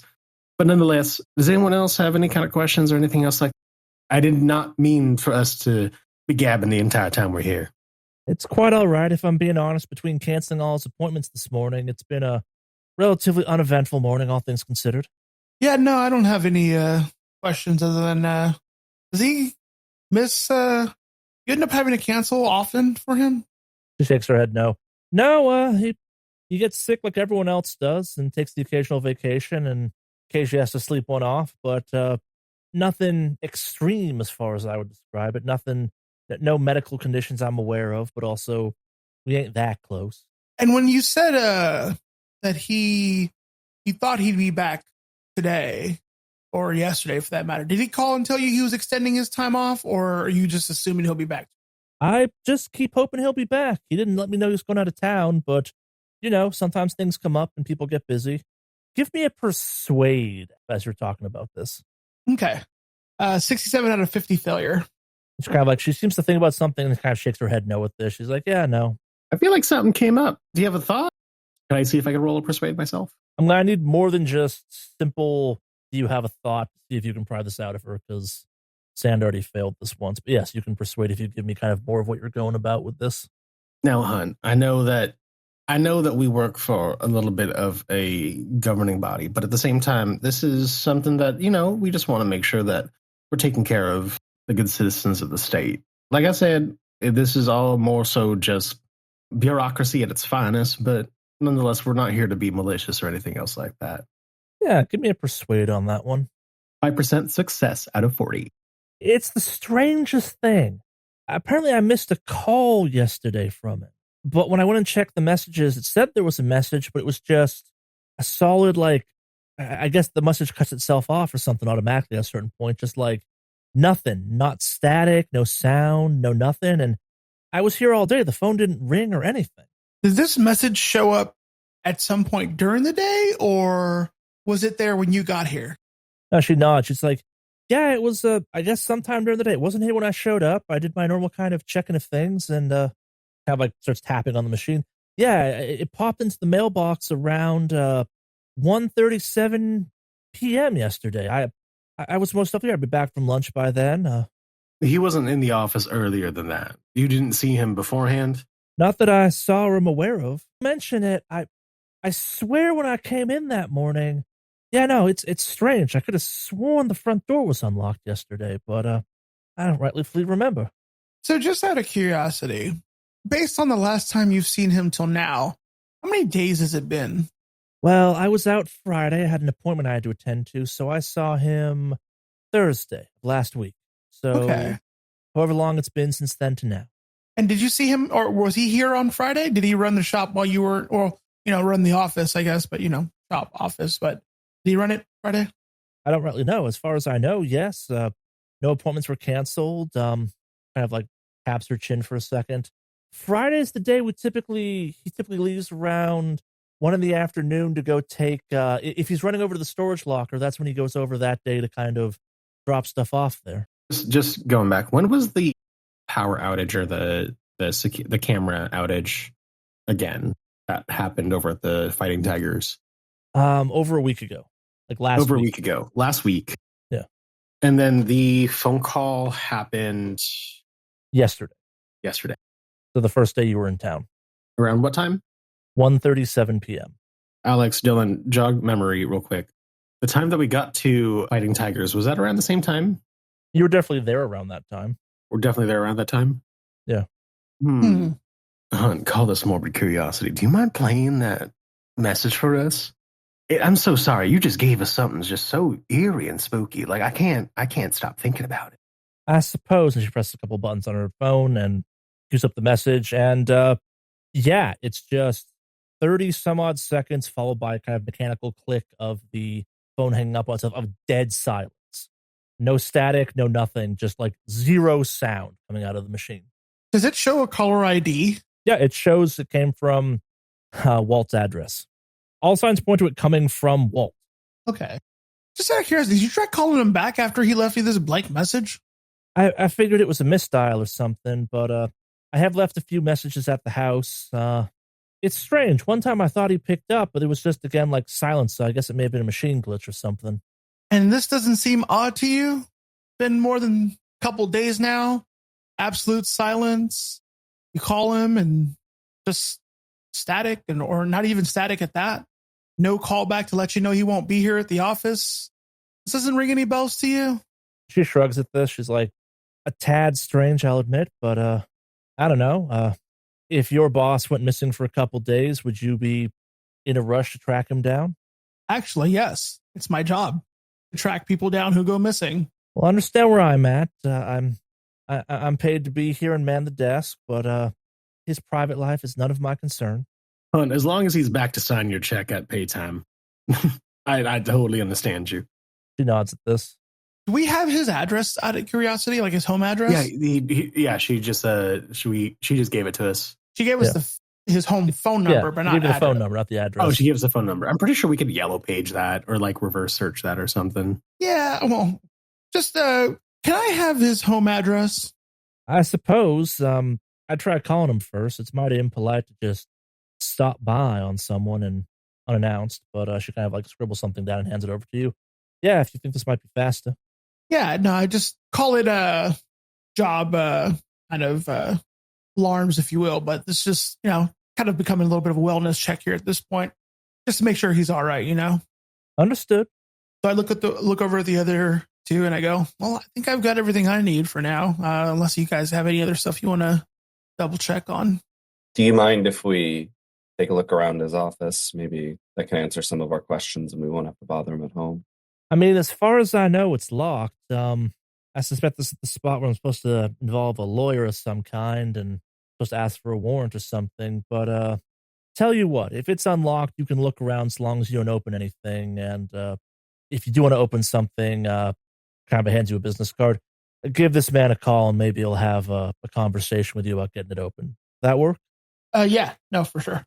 It is unlocked, and give me a alertness as you're trying the door. Which one of us is going in first? I'll go ahead and take point and go in first. I'm going to hang around the front, just kind of keep up the friendly act. All right, Stan, so give me an alertness as you're swinging the door in. Alrighty. 25 out of 70 success. The door wasn't actually even fully closed. It was like kind of stuck on the jamb and stuff like that. Like it was A, not locked, B, not properly closed. And yeah, you swing the door open and it's what one would probably expect from an accounting office labeling itself small town accounting. It's pretty generic, a slightly kind of grand looking desk, but nothing too opulent. A few kind of pictures of people, some like pens, some paper, a bunch of storage boxes, a bunch of cabinets, a computer. There is kind of suspiciously a big red and white sign behind the desk that just reads Roll Tide in big letters across it. Isn't that Ole Miss? Roll Tide is Alabama. Yeah, Alabama. There we go. Sorry. Yeah, that's Alabama. Bama. While y'all are searching and whatnot, I am just putting on that Southern slow life charm, and I'm just idly talking and gossiping with her just because it's like, all right, cool. We're two middle-aged women. We're just gonna be social, and she's got nothing to do. She's just getting paid to just sit around and do whatever the heck, and I'm just gonna run interference. Is the light on, or can I like see if the light works and all that stuff? Or yeah, light works. It's been turned off or was never turned on. As far as you find, everything in the room is functional and more or less as it's supposed to be. Okay. So I'm going to go ahead and just kind of start searching around for anything that obviously is open, but not like closed. Because I don't want to break the trust of like going through anything that's locked or closed. So the computer is on and the monitor is in sleep mode. Okay. I'll shake the mouse and see if I can get it to come up. All right. So it brings up kind of an email client. Nothing kind of jumps out at you. Some accounting software seems running in the background. Some Excel documents. Nothing stands out as especially strange at first glance. Okay. Can I keep looking through sent emails, see if I can do like a search based off of like keywords like storage or something like that? Yeah, give me a search. All right. 34 out of 70 success. Do you have any comp sci? Comp sci? No, I have a 0. I can assist. I have a 60. All right. So yeah, if kind of you point this out to Siebert at that point. Yeah, sure. I'll point over to Siebert and go, not exactly super computer savvy, but computer looks like it's open. So if you want to do some magic here. So no magic required, more just understanding how computers work. So the outbox lists over 30 sent messages. And when you go to it, there are no sent messages. I look over at Siebert and I go, I'm not exactly super computer savvy here, but if it tells me there's 30 things here and then I open it up and I see nothing, something doesn't seem right. Yeah, I'm not exactly sure what's going on. The comp sci question was basically to establish this isn't really a glitch that would make sense to happen. Like, it could be a glitch, but like if it was 1 or 2, maybe. But like the fact it's saying 30 plus and there's nothing in there, and I do mean nothing. Like there's literally, as far as this machine is concerned or this program is concerned, there has never been a sent file or a sent email. I'm very confused. Could be some type of archiving process, could be some type of auto deletion thing, but again, shouldn't say 30 plus sent emails and have nothing there. Classic Outlook. Can I try doing a search with another term and like maybe try like, well, I guess like, because I don't have comp sci, so I can't really do computer searches, but can I look maybe in like a documents folder and just like scroll and see if I see anything that says like storage, or I'm trying to do it in like a basic way and see if I can find stuff. You can find, there's a variety of folders. Like you can find accounting that relates back to the storage facility. I will say there's nothing newer than Friday. Okay. Yeah. If you want to jump onto this computer and maybe find something, I'm going to keep looking around because I feel lost trying to find something in this damn box. Sure. I'll sit down and take a look at things. I mean, I'll make sure that, the computer's connected to the internet, Wi-Fi, or whatever they're using. Yes. And kind of as you're searching around because of your high comp sci, this computer's working really goddamn hard for being in kind of idle mode. Like if you pop it up in the task manager, every single thing it tracks would be kind of at max or like 98% and kind of waffling back and forth between 100 and 98. What's the date and time that reads on the computer's calendar? It's today. It's matching kind of when you're here correct time and date. Okay. So basically all the programs running are like maxed out. They're at 100% on the resources they're using. The programs aren't. The resources are registering as maxed out. I mean, I'll dig in and see if I can figure out what's causing that. All right, let's see a comp sal. I'll even give you a plus 20 on that.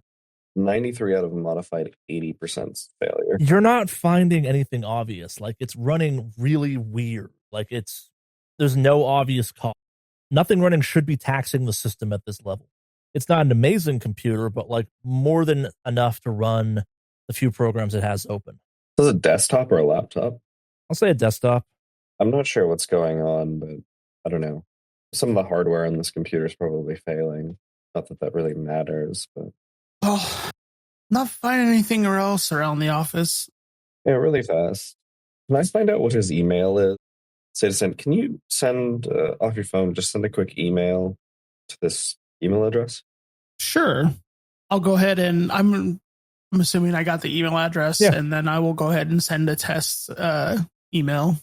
Shows up. Does the counter in the inbox go up? Yeah. What if I do a select all in the inbox and delete? It resets back to normal, or resets to what it should be after you do that. So it's showing 0 in the inbox. Yep. I will say before you did that, there were emails that arrived yesterday that were not registering as kind of unopened. Can I check the trash folder? No, just normal kind of spam stuff and a couple deleted messages. Like, nothing's leaping out as kind of inherently suspect amongst the emails. Okay, I'll do a select all and move them back to the inbox. Sure. And just double check that it resets the... All functioning as intended. But it's so the inbox is reading as 0. Yeah. Strange. I mean, I'll try some weird stuff. Like I'll put the trash screen and the inbox screen in print mode and see if it's the print preview has anything weird going on. I will kind of cut this off by saying everything except the sent mailbox, everything you kind of try with this computer seems to function as intended. Like it's completely functional, even though it maybe occasionally lags or freezes up for a second or two because the computer is just taxed by something. Well, I've expended my expertise. Did you have other stuff you wanted to check out here? Let me look around a little bit more. Is there anything else in the office that stands out, or are we pretty much hit the extent of what's available that I can look at without having to open something? A little bit of tiger-themed memorabilia that seems to relate to the local colleges, but beyond that, nothing. Any photos in the office? Yeah, a couple of them. The reoccurring character in all of them, you'd guess, would be Walter Gates. He's a middle-aged man, looks disgustingly average height, average build, going a little bit gray. You'd guess probably like really late 30s, early 40s type of situation. He has we'll put it as a strong Patagonia and cargo pants energy to in most of the photos. Snap a photo on my phone, just have a reference photo of him. Yeah. No other repeating characters, family? A couple, but yeah, he seems to be the main character of all this stuff. Like those pictures of him, like meeting who gets to be with important people, some handshaking, like a couple you might guess would be politicians or something like that. A couple pictures of him at like a fundraiser or something. An action shot of him hitting a baseball at like a softball or baseball game of some kind. By any chance, any photos of him and the guy who runs the gas station across the street? Like if they're like, I don't know, hanging out, taking a photo out front of the gas station or something? No, nothing like that. Okay. So at that point I go, I don't think I have anything else here. I think we're good here. I'm going to check the drawers and see if he's got like a work phone in one of the drawers here. All right, you were told not to do that. You're doing it stealthily? I mean, are we, like, is this office visible from the front room? If her back's turned, no, but like you're probably making sounds while in there. Could I run interference and like maybe, because I'm a pretty big dude, could I like stand in like the doorway for a few seconds to kind of give some cover? Sure, but drawers also make sounds as they open and stuff. It's probably like, are you being stealthy about it or not? I'm not. I'm being pretty like... You're not. Yeah. Well, before you do, I will kind of whisper and say, I'm going to make a fuck ton of noise. Maybe I should do the interference. I don't know. I mean, I am not stealthy by any means.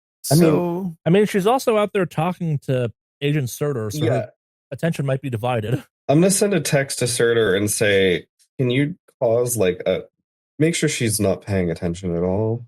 Yeah, and just to kind of assist, I'm gonna like stand in the line of sight between like in the doorway area, so like to kind of block some line of sight in that way. But like the noise obviously is gonna be more of a SART job. But yeah, I'll just assist with the visual side of my statue. Okay. I'm gonna check my text, I guess, to see like, hey, super distract her, and I'm gonna start telling her about this quilt that I'm making for my nieces. So like going through and just really showing her all these pictures of this quilt that I'm actually making for my nieces. Is that like a human int sort of thing of just how genuine I am? Because like I have a broken bond with my sister Evelyn, but at the same time, like, hey, I'd really want to still connect with like my nieces. I mean, let's see a charisma on that one. Just kind of like see if you can keep her attention. Oh, my on worst. Oh no, never mind. My worst one is dexterity, but my charisma. Ooh, let's fucking see. 60% out of 45 failure. I don't think I'm passing off as convincing, or actually no. I think there's a tone in my voice that wants to sound like loving and caring and doting, but it's very strained and anguished. I was going to go with like we've entered that zone where like a stranger has talked to you enough and you're like, please let me go back to work. So who's rifling through things at this point? I believe it is I. All right, give me a stealth at +20. Okay, 5% out of a modified 30% success. Fuck yes. Maybe it's the droning sound of Surtur's voice going on about quilts and family and whatnot. Maybe it's a genuine interest in whatever the hell Surtur's going on about. Maybe you're being real good about it. Who knows? But like the minimal sounds the drawers make as you pull them out and kind of rifle through stuff do not seem to alert the receptionist. And yeah, what were you looking for again? I want to see if he's got like a personal work or a work phone in here, or anything strange. Really, I mean, there was a work phone on the desk. There's no like personal cell phone, right, that you're finding. I mean, I'm gonna go like see if he's got any handwritten notes that he's thrown in here about anything weird going on. That sort of stuff. Give me a search. I need 25 out of 60% success. There's a lot of like personal notes and normal stuff you'd find. There is something a little bit strange. As you're moving around seeing this stuff, you find kind of thrown into the corner of the room as best you can tell, completely blank notepad. I'll go pick it up. It appears to have had several of the top pages angrily torn off. I'll kind of like shine it up to the light. Does it look like there's been any? I'll just kind of pass it over to Sand. What's your criminology at? My criminology is 10%. I'm a forensics kind of gal. What do you got for forensics? 40. I'll say that's enough that you would know that if there was something written on top of this, you could maybe use a pencil to kind of like scribble on it. Yeah. Have it appear. I do know that. I just want to not do it in the office with the lady. Sure. That's why I'm... You're going to steal the piece of paper? You're going to steal the notepad, I mean? Yeah. Yeah, easy enough. You walk out of the office at this point? Yeah. So the receptionist has gone completely glassy-eyed, just is kind of stuck in an auto motion of nodding and making the occasional, that's crazy, or or oh my, to Surtur's ramblings at this point. What are you talking about at this point, Surtur? Oh, I'm explaining to her like how I made this absolutely beautiful quilt piece, but I completely forgot to put the batting inside. And so I had to carefully undo every single stitch of this like triangle motif. And then have to retrace and remake everything. So instead of me going back into doing like a machine sewing, I had to hand sew everything. But then I ran out of like a specific style or specific color of thread. Yada, yada, yada. So Sand and Seaver, as you walk out of the office, you see that she's actually playing solitaire on her computer while trying her best to ignore Surtur's talking.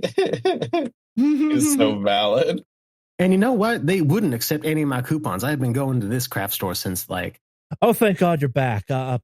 You find anything of note? Not really, no. She shrugs at this. That's a good thing, though. I wasn't expecting anything, honestly. But yeah, that is a good thing. Oh my gosh, look at the time. I cannot believe that we have been here for so long. Our apologies. Can't you? Oh my gosh. Yeah, no, like I have so much more to tell. Well, I have work I should be getting back to.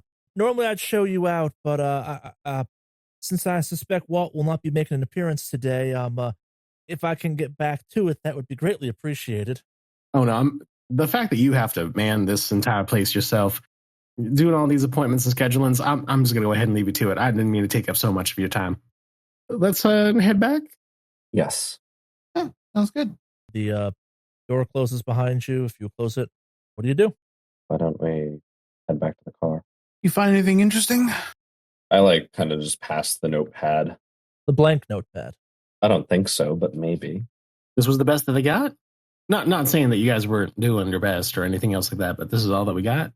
I mean, that's all that there was, other than a computer that was dying. Yeah, computer doing weird stuff. I couldn't figure it out. What was up with the computer? Look, I'm not expert by any means, but when it says there's like 30 something messages somewhere, but you go there and it doesn't show any messages, it strikes me as odd. Yeah. Once we're in the car, I'll pull out a pencil and do the light sketching, dusting, I guess. So in big kind of crazed letters across the piece of paper, the words, "Can you see me?" is written. Once you kind of do the rubbing technique to make it reveal. I'm going to look around for a second and set the notepad down and say, no. Set the pen next to it. I'm casually look over no, what? I showed them the notepad. Okay, so that's where the hell did you find that? Corner of the room. It was in the corner? It wasn't on a desk or anything else like that? It was thrown in the corner? It was thrown, yes. Anyone have psychotherapy above 30? No, but I could give it a roll. Mine's at 10, so it's the default. Can human int work? Yes, human int would also work. But what's yours at? Mine's at 30. Mine is at 40. I was going to say 30 won't be enough, but 40 I'll give it to you at. The lettering looks a bit crazed and a bit desperate. It's kind of that almost manic scribbling writing at that point. So I look at it and kind of after setting it for a second, I go, this looks a little frantic. Kind of, I don't know. If I was taking notes, it certainly wouldn't be like this. Wait. The top pages are ripped off. Did you check the trash cans? There was nothing in there. There was nothing. Okay, this is going to sound crazy and everything else like that, but where's the strip mall's trash can? I don't fucking know. Well, okay, so... All right. Crackpot theory. Our accountant was fucking around with something he shouldn't have, invisibled himself, and can interact with the physical world, but not people. No one can hear or see him, and everything he does is broken away from our reality. If he's going to have a ground zero to kind of get focused up on, my guess would be his house, considering he's made phone calls from there. I don't disagree. We should head out there. I think that's our next stop right now. Well, no, hold up. We need to. Can we stop by a toy store real quick? Why? Ouija board. I'll Look, I know that you probably think that this is some kind of crazy hoo-ha and everything else like that, but back where I'm from, that's something that is just ingrained in the culture, and whether or not you believe it, cool. But you just straight up just told me about a crackpot theory about a man who just is now invisible and is writing messages. I think that, it's a fair thing, but I think that a pen would work just fine. But sure. You know what? Worst case, I've made my own Ouija boards since I was a child. At this point in time, I could probably just whip one up if you just give me a piece of cardboard, piece of construction paper, and a pencil. So yes, if anything, let's see if we can go contact the invisible man at his house. Also, maybe I'm crazy, but this is the South. I don't think they have Ouija boards in toy stores. They might take that a little bit more seriously around here. That's a fair point. It has been sold as a children's toy since I was little, so I would imagine it would still be in the toy stores. If we're going to stop by a toy store to get one, we can get one. Otherwise, we should probably get to this guy's house as fast as possible. However way you want me to drive, you let me know which way to go. You know what? Fuck it. I just need a piece of that paper as well as a shot glass, and we got ourselves a DIY Ouija board. Let's go. Let's go to the house. And I'm going to go ahead and just say that I'm going to start driving in that direction. All right, so you go to the house. Easy enough to find. So it's down a little bit of a dirt road. It's a little bit sequestered away from the main kind of street, so it's a little bit isolated. Upon arrival, you notice a couple things. One, there's a car in the driveway parked kind of a bit cockamamie, like someone in a frantic rush parked it. It has a giant dent on the side of it from like a collision, and the pooling of liquids on the ground suggests the collision is relatively recent. The driver's side door is open. The door to the house is also open. The house itself is a kind of one story, extends back a little bit ways, kind of ranch style house. It has a metal roof on it, like nothing super special to it or anything like that. Pretty generic as far as houses go, but nice enough. You'd guess from the outside it probably has maybe 3 kind of bedroom equivalents inside of it, like a living room and bathroom or 2. Well, this is creepy. Yeah, no, that is something that is a little bit unsettling. But then again, does it look like there's any kind of sense of chaos or anything else like that? Is everything just kind of put in its place? Does it look like it's been robbed or whatever have you, or burgled? No, at least not from the outside. Yeah, no, that seems quite young in terms of scenery. Guns out? Guns? Oh, right. I'm sorry. I forgot for a moment what we're doing. I don't have a gun. Well, I do. We don't have a gun. Okay. I'm a nuclear physicist. I don't know how to shoot a gun. How many operations have you been on? Plenty. But I don't need to shoot guns. That's not my job.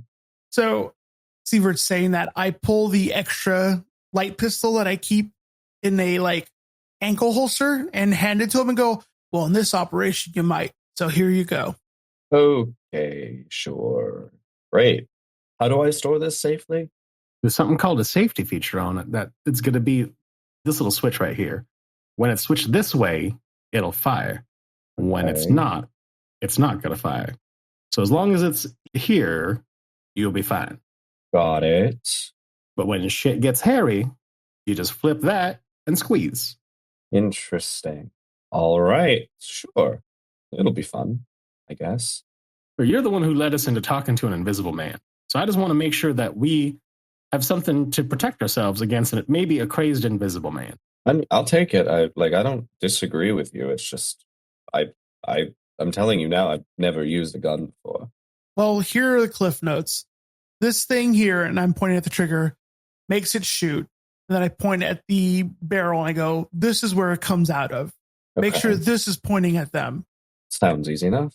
If it jams, do not look down the barrel. Let us know. I know that much. All right, so we're stepping into the house? Mm-hmm. All right, so as you kind of draw closer to the house and kind of looking through the door, you notice that like the inside of the house doesn't look burgled, but there are kind of like smashed items. Like you see what looks to be a phone or what's left of a phone kind of lying in the entryway. The floor is also covered in hundreds, maybe thousands of pens, markers, highlighters, basically anything you can write with or make a mark with, like even some like paintbrushes. But like most of them are like smashed or snapped or stomped on, apparently in anger. Are you physically in the house yet? Yeah, I want to take point in getting to the house first. So, all right. So do you all kind of like filter into the house pretty succinctly? Yes. All right. Everyone give me a search. Take a little look-see. That is a 95 out of 63% failure on my search. Ooh, 33 out of 70 critical. A 29 out of 60 success. All right. So for those of you that passed, give me a willpower. Oh, A POW check? A POW check. Stupid, dumb, really good at search. 91% failure. Oh, 88 out of 70 fumble. The duality of Yin man. and yang. The duality of the dice. Ultimately, you all failed. Everyone give me a constitution check. 12% success. 13 out of 70 success. 34 out of 65% success. All right, so let's play through this, and then we'll deal with the consequences. Starting with Agent Surtur. As you step in, there's like this high-pitched ringing sound in your ears almost. You feel bile back up in your system, and you maybe kind of fall to the ground a little bit. You catch yourself and kind of, through some breathing, manage to kind of stabilize yourself. Agent Sand, Agent Seaver, for a split second, you swear you see the walls just covered in frantic writing, like, can you see me? Can you hear me? Like, please to be noticed, just floor to ceiling on any surface that like pen or marker or paint would show up on, like just covered all across the house. For a split second, Agent Sand, you swear you saw the outline of a person kind of like gesturing at you down the kind of like hallway of the main center of the house as you stepped in, but you're all now kind of on the floor, heavy breathing at this. This place is taking a toll on you. Like you all feel your noses start to bleed a little bit. Like there's a presence here, an oppressive, almost like force bearing down upon you. Everyone, give me a sand check. Here we go. Nice. 69 out of 40% failure. 80 out of 68% failure. 17 out of 70 success. All right, if you pass, no sand damage. If you failed, just 1 point of sand damage from helplessness as you feel just the air in this place pushing down on you. Like the air is trying to force its will upon you. Can I make like an unnatural check to see if I know anything that might do this? Unlikely, but we ball 83% out of 10% fail. Nah, this is nothing you've encountered before. Like this is weird. Like this doesn't feel like a thing either, I'll give you. So it feels more like environmental. If you'd passed, I might give you a useful answer for that, but like this doesn't feel... You're deltagreen agents. You've had encounters with weird stuff. This doesn't feel like, for lack of a phrase, a monster attacking you. This feels like something else. All right. I think that whatever's going on here, we need to be quick and try not to be in here as long as possible. Do we want to take a step outside to catch our breath and go from there? Formulate a plan?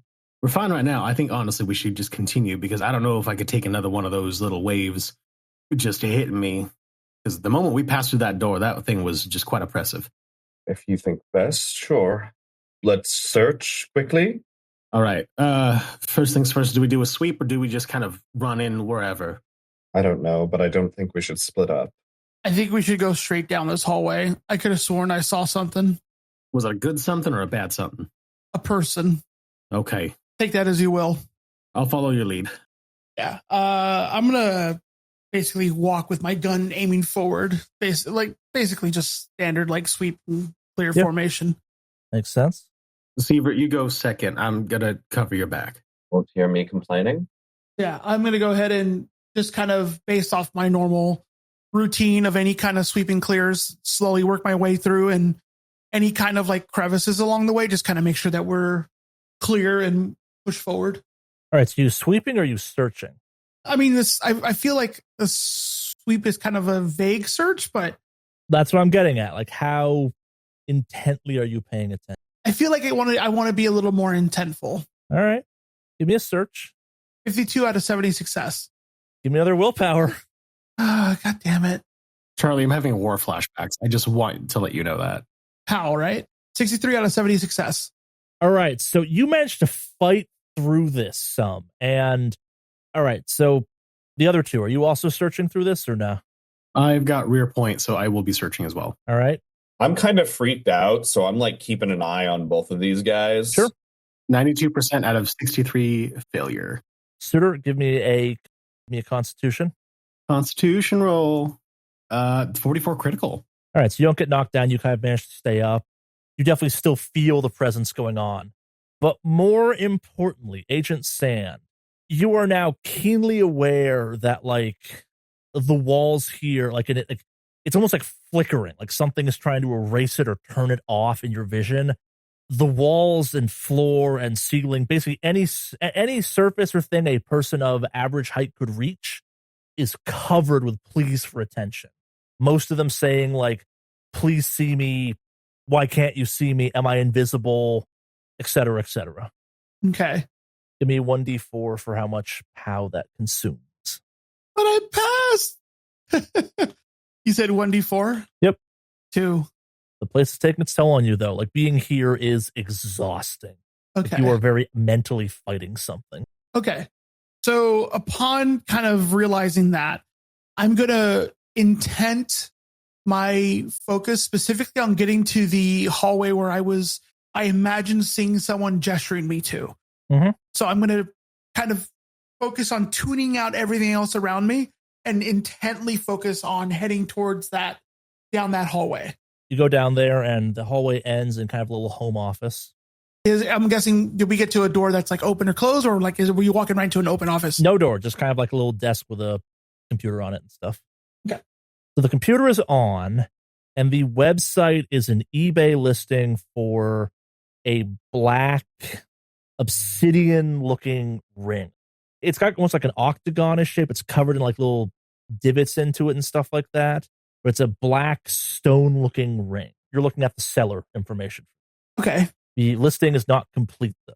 Is the person logged into the computer, the seller, or are they okay? As best you can tell, you're logged into the seller's account. The computer's logged in. Okay. Is there any identifying information that the seller is, in fact, not Brody, but Gates? I mean, the seller's name is Small Town Number Boy. God, it is him. Okay. I point out the listing, and I point out this ring that they're looking at. And I go, you guys see this ring at all? Anywhere in this room? The listing suddenly clicks in my head. Shit. Corpse's finger. Okay. If he was trying to sell it on eBay, then it should ideally be somewhere is it already inside a box? I don't know. But if we're going to look, we should look quick and get the fuck out of here. All right. You mean intelligence? Suit her on this one, because she's kind of piecing it together a little bit. 58 out of 80% success. One of the fingers of the corpse broken off. Rings are typically worn. Sorry, do you think our small town accountant put the ring on? I didn't notice it. No, I think I'm piecing it together. Okay, hold up. We had Brody, who had gone missing maybe about 30 years earlier, suddenly just disappeared, and then maybe even just reappeared not too long ago with 30 years of decay and everything else like that. Maybe this ring could have caused him to just suddenly just turn invisible or whatever have you, get trapped inside that little storage unit. And as the body decayed and whatnot, either the finger had broken off and the ring had fallen off. And for whatever goddamn reason, Walter Gates had thought it was a good idea to take a ring off of a dead corpse and put it on his own finger. I'll even give you, there was a sudden and dramatic increase in wind pressure inside the storage containers and an atmospheric shift because of the power failure. What's your forensics at? Oh, thank God. My forensics is at 50. You would know, based on your forensics, that the mummification of a body requires consistent dry temperatures. It does make it brittle. The kicking on of air might be enough that if one finger weighed more than the other because of a foreign object or something, could cause it to snap off, or because of the sudden influx of humidity. You are in the South, after all, right before the rainy season. That could also cause rot in the body that then would cause the rapider decomposition or change of decomposition in the mummified body. It also was raining relatively recently.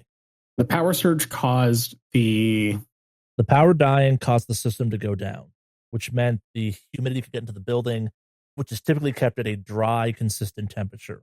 When the system went back on, the fans sucked all that in a rapid manner out of the rooms, applying force.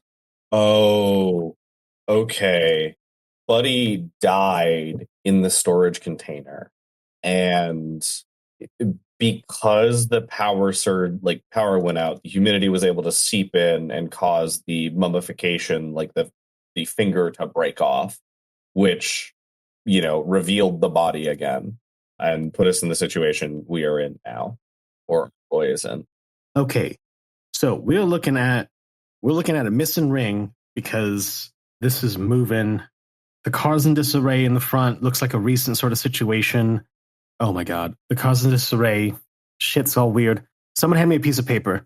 Hey, you notepad. I just write down yes and no on it, and I take off my necklace. Oh shit! No, is this not kosher for a deltagreen agent to do? But I am from Louisiana, so I'm just gonna go ahead and fucking do it. I take off my necklace, which has like a tiny little silver spoon hanging around it, and I just kind of dangle it above the paper, and I ask out loud, Walter, are you in the room with us right now? Is there any kind of swinging or anything else like that with the spoon and necklace? Everyone give me a pow check at -20. Oh, I'm so sorry. Everyone, my apologies. I have a failure at 41 out of a modified 35. I fumbled 77. That is a success at a 41 out of 60% power. All right, everyone give me 1d4. Sand, you're going to multiply your result by 2. I succeeded? The POW check? Oh, you don't have to multiply yours. I multiply mine by 2, not everyone else. Oh, okay. I'm sorry. I misheard. That's nice. Thanks for pointing that out. Yeah, I was like, what? Yeah. I was like, wait a minute. I'm the one who's supposed to do that because I fumbled. Yeah, I got a 4. I got a 4, but I'm going to try to see if I can offload that on my bar friend. Not a sand check. It's Not a willpower. check. It's a willpower check. Oh. So it brings me down to 6. All right, so Sand, give me a constitution at -20. -20? Yep. 17 out of a modified 70 minus 20 success. All right, so you're forced to the ground as like, not something invades your mind, but like you feel something raking its long fingers across the lobes kind of thing. Like not something real, but like something almost slithering through your thoughts. And you almost feel like something is eating your thoughts, maybe your sight even, as this happens. Seaver? Yeah. Surtur, you see through great effort, like you feel almost like it's radiating off of this pendant, just like waves of something. Again, similar feeling. You feel like something trying to slither about your brain almost. Like it's something like not a consciousness, but something kind of forceful is trying to invade your mind. But you see the spoon swing and kind of dangle above yes and then kind of swing back. You realize you have no idea how long that kind of like it feels like maybe it was a second, but like you're noticing that like while that second passed, the lighting in the room has shifted as though the sun has changed position slightly. Oh, son of a bitch. Okay. I can't handle that again. Yeah, no, I'm putting this away. Tell the fucking guy to cut his finger off and we'll meet him outside. I don't know if that's going to be something that we can do because we can't. Who's got a knife? I have a knife on me. I will pull it out of my little holster back pocket thing and just slam it on the desk. And I'm like, I'm like not feeling great. Very much, I guess, pained, anguished. So like, I hear the whole like we can't be here long. So I'm going to start trying to head out. I'm going to follow him. You're going to leave me in here by myself? I just told you I cannot handle that again. I feel like my eyes are about to pop out of my head. And you're just going to leave the mission. We have somebody in here right now who needs our help. You're just going to leave the mission. Okay, hold on. Tell him to cut his finger and get the fuck out. Yes. And if that fails, we'll come back tomorrow when I don't feel like I'm about to die. Oh my God. It's fine. Get out of the house. No, this is actually insane. I'm going to take that. I'm going to rip off the yes and no and put it aside. And I'm going to trace my hand on the piece of paper. And I'm just going to grab the knife and out loud, I'm going to say, I need you to put your hand on the paper. Just lay it down on the outline, much like I have it drawn out. And I'm going to take off my necklace as well as the spoon and get ready to ask another question. Are you two going to stay in here or are you two going to head outside? I'm already walking out towards the exit. Ditto. I'm like holding my head, making sure my nose isn't bleeding. Same. I'm like, I got both my hands like on my head, but my gun is still in my hand, like on one of them. So I'm like, yeah. I give it maybe like 5 minutes before I dangle the spoon and the chain over the yes and no again. And I ask out loud, are you ready? I'm going to cut off your finger. Before you ask that, think back about the cost doing that simple question took out of you the last time you did it. Just throwing that warning out there. How are you doing on willpower? I'm actually okay. Okay. Just throwing that out there just in case. I know. I have the ability to do so unless I fumble, which we've seen a couple times, but you know what? I'm just going to do it as the chance in the roll. I'm just going to point out that what you're about to attempt to do is significantly more complicated than observing a spoon swing slightly. Oh, I know. Okay. I love the fuck it, we ball mentality. I do too. I'm just being fair on this one. So I know what I'm getting myself into. All right. So POW test -20 again. That is a 10% success on willpower. All right. 1d4. 3. That drops me down to 9 out of 16. All right. Yes. Then you see the spoon kind of swing almost shakily to yes. All right, Walter. I want you to make sure that you have either your belt in your mouth or something to bite on, because this is happening right now. And I take out the knife and I stab through where the ring finger is drawn on the paper. All right. Like at the base of the ring finger. Let's see a melee weapons. That is a 60% failure. All right. So the blade stops kind of like about inch or two above where if a hand was resting on the paper, there should be, and you just kind of feel from the tip of the knife something pushing back. Give me a strength check. That is a 77% fumble. Oh, Slowly, an invisible presence slowly but surely pushes the knife away from where it should be going. And then suddenly, with all of the force you were directing at it and a lot more, the knife slams into your gut. How much damage does the knife do? Alex, how much damage does the knife do? Let you off with 1d4. You're going to double that. It's the fumble. oh, fuck. That was a 1. All right, so 2 points of damage. 2 points of damage. That's not too bad.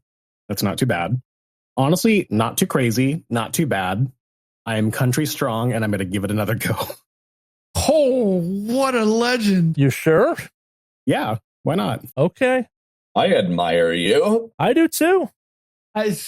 Legend. Let's run it from the top again. Let's get a POW to kind of see if you can force your way at this one. That is a 30% success out of a modified 60. All right. So again, like you start stabbing the knife down. You're focusing, like you can kind of keep focus on this one. Let's see that melee weapons. That is a 64% failure. This time it doesn't go flying at you, but kind of it slides off something invisible, like a presence protecting the hand or something. And your arm goes wild and kind of like it slides away. See that 1d4? That is a 4. Doing all this is taking quite the toll. Mm-hmm. I am down to 7 hit points. And at that point, there's a presence in this room that's preventing me from doing this. While you're contemplating all of this, Sand, Seaver, I'm assuming you're outside at this point? Yeah.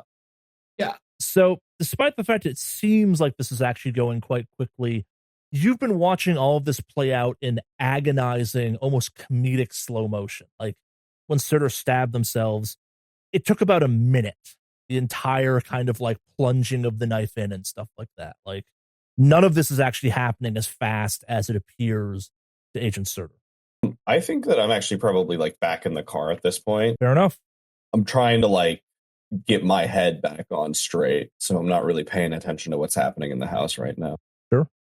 I mean, I want to be concerned too, but I mean, I was also doubly kind of fucked up with the brain shit. Yeah. So like, maybe I don't know if I heard noise, like I don't know, did it start scream when they stab themselves, kind of thing, or Most people do. yeah.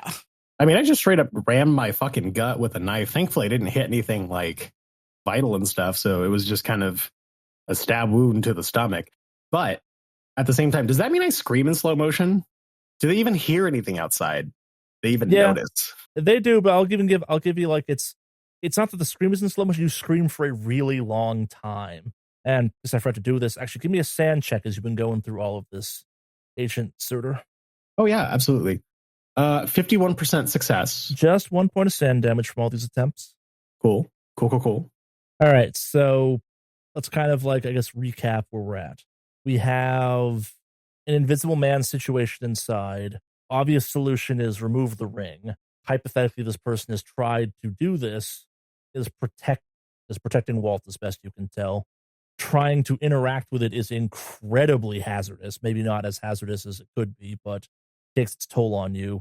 Interacting with anything that Walt has left a message on or something like that is also proving hazardous. We have an agent inside still. We have 2 agents outside recouping from just taking a mental battering. What are people thinking at this point? So since I'm outside, I kind of want to yell inside the house and kind of just check in and go, how's it going in there? Do I hear him? Yeah, everything's normal from that perspective. I'm going to need some help. Not get this knife through this finger.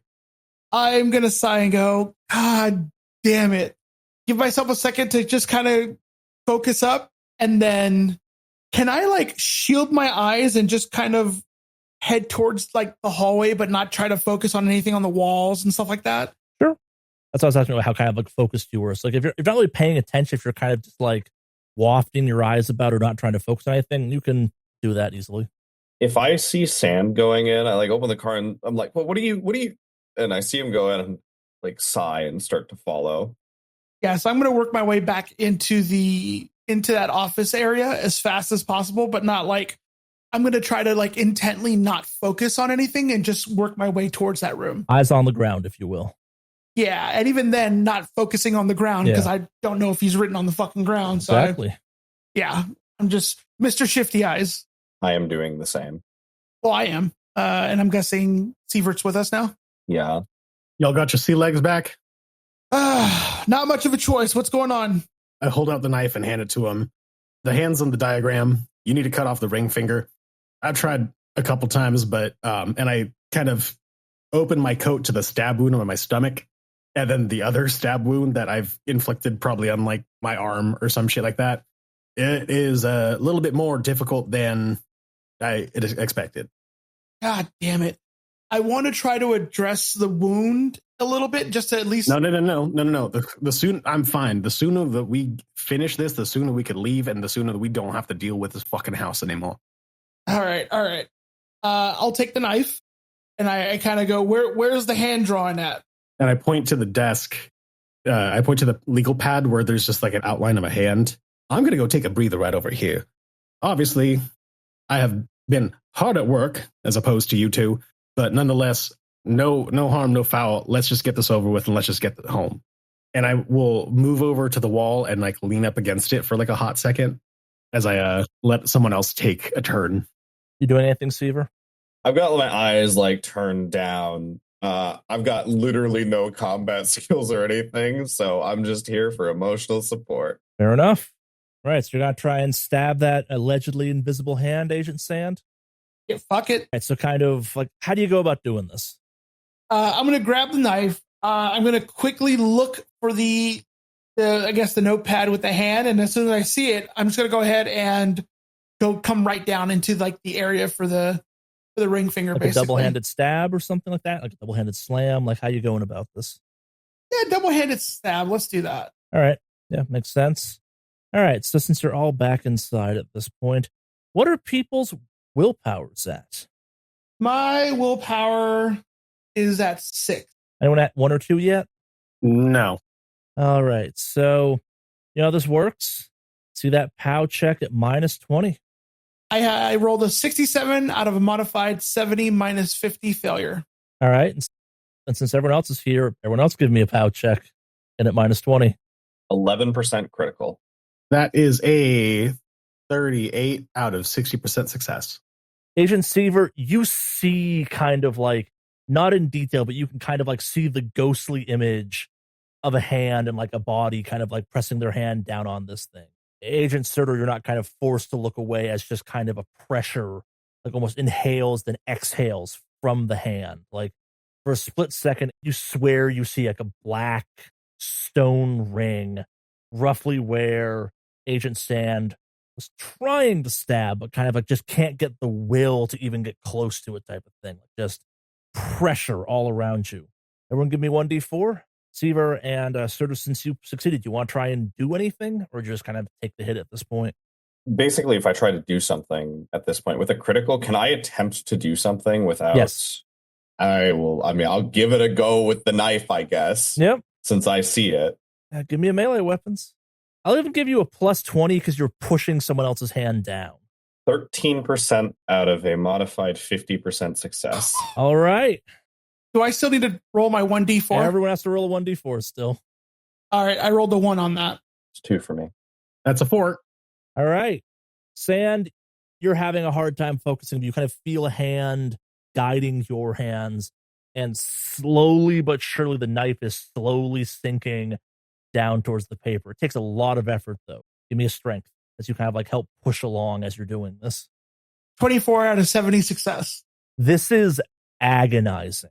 Like, I would best describe this as trying to like plunge a knife into almost hard cement, but slowly but surely the knife hits something soft and slowly but surely moves into that soft, and blood just starts spurting everywhere from the edge of the knife. Everyone give me a POW check. But I mayhaps have a bonus on the previous crit. Yeah, I'll give you a plus 10. Another 11% critical. Are you fucking kidding me? You want to give 36 out of 70 success. You want to give some of that critical success for me, because I got a 94 out of 80% failure. Zero's so done with this place. I'm so done with this place. I am angry and I just want to go home. All right, so our last, hopefully, 1d4 of how much POW you're losing. 1. 3. All right, so all of a sudden, the knife just plunges as both your weights kind of behind it stab it deep into the table. Everyone give me a sand check. I will say that last roll put me at 2 willpower. You are at minus 20.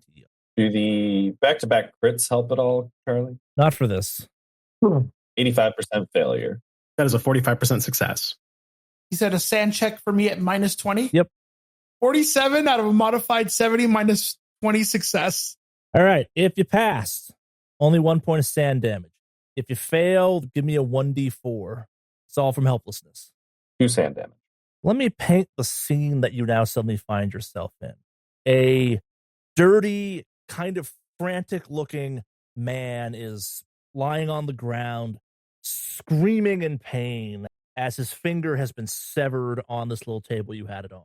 The finger still has a black, stone-looking ring. The details of the room snap into horrifying focus as you're just assaulted from every side with pleas for attention. Can you see me? Why can anyone see me? Just floor to ceiling. It's all incredibly overwhelming. The sound of someone suddenly screaming in pain that they've obviously been screaming for quite some time. And also you realize that like the sun is setting outside, and there's a loud, almost like cracking sound as all this kind of snaps back into focus. Oh, fuck. San, can you get him to stop screaming? Someone's going to call the police. God damn it, Walter. I told you to bite down on something. Fuck. And I look around to see whether or not there's like an envelope or like a bag or a box, because my intention is to pick up the finger with the ring. Yeah, plenty of options for that. Cool. I would imagine like this man somehow either has like a piggy bank or like money box or whatever the hell have you that has a little lock on it. Because I'm going to pick up the finger and I'm going to throw that in there and I'm going to close the box. I'll say you find something like that, yeah. Does anyone check on Walt at this point? I'm attempting to try to help him like stem the bleeding. I only ask because he is unconscious. There's like a crazed look in his unconscious eyes. They're not focusing on anything. His body looks drained and gaunt almost. His lips are dry. There's like a crackedness to his skin and stuff like that. Like, do you have first aid or medicine or anything like that? I would actually like to try survival. Sure. What's your survival at? It's at 80. So looking at him, it looks like the pictures you've seen of people that survive like weeks in the desert unprepared. You've heard stories and seen images of people that are just like drained by the sun and the elements. That's what Walt looks like. And this has apparently been hypothetically only since Friday, if not less time. Okay. Upon kind of inspection, I go, Jesus, we need to get him the fuck out of here. This is bad. I immediately will tear part of my shirt to try to, I guess, kind of neutralize some of the bleeding. And then, can I carry him out of there? Oh, yeah, he's quite light in his current state. Okay, cool. I'm going to go. Do we need anything else from this place? Can we get the fuck out of here? I'm ready to leave. Okay. Like, is this place a vector, a problem? I mean, it just looks like a madman, like, lost his mind. Does somebody have the ring, or like, did it show up somewhere? It was on a finger. I threw it in the box. It's Okay. right here. It's right here. All right. Now let's get the fuck out of here then. So as I'm saying that, Okay. But what are we going to do with the house? Well, I mean, do we need to burn it? what do you think is going to happen when people come back and look at this place? Burn it. I mean, it's just a bunch of random scribblings on the wall. Yeah, but this is a clean-cut gentleman who ran an accountant firm. At this point in time, like, there's no way that we can explain any of this. Well, that's the thing. He looks insane. We don't have to explain it because people are going to think that he's insane. Yeah, but from what? What will be a problem is if his house burns down hours after we ask for the address from somebody. Yeah, we're not going to be here long enough for people to find out. What people are going to ask about, though, is why he looks like he's been out here, he looks like he's been out in the fucking desert for weeks when he's only been gone for a weekend. Look, if you want to burn it down, I mean, I can't stop you. I just think it's a bad idea. No, this is actually no. It's fine. It's fine. I got an idea. It is going to get burnt down. We're going to take him to some other city, and we're going to find the sketchiest little alley and like the worst part of town. We're going to dump him right there. So at this point in time, it looks like he just went on some kind of crazy drug bender, and anything that he says will not be taken seriously. Look, whatever cover story you guys want to do, that's fine. But if we want to keep him alive, we need to get him out of here right now. And I need to get him at least some sort of like something. Dude looks completely fucking drained. You know what? At this point, why are we still arguing in the house? Let's get the fuck out of here. We can continue this argument in the car. And I pick him up and I start walking towards the exit. At least get the man some water. Like, can we hold up? Let me just get him a water bottle and we'll get going. I'd rather have an unconscious, unhealthy man than a dead body. I don't disagree. Also, if we're going to burn it down, we couldn't have left before we made the decision. But that's just like being pedantic. I'm sorry. It's fine. Oh, shit. And I turn back around and I grab the piece of paper as well that says yes or no, as well as the fucking bloody hand drawing, and I take it with us. Can't leave anything behind. So for clarity, we're burning down the house. I'm still letting them decide that. I just wanted to get him out of the house. Sure. So I can at least get him, one, some fresh air.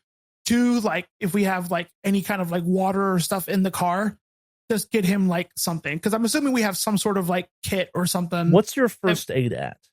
My first aid is not great, but I was kind of basing off survival is what I was going with. What's your first aid at? 10. Okay.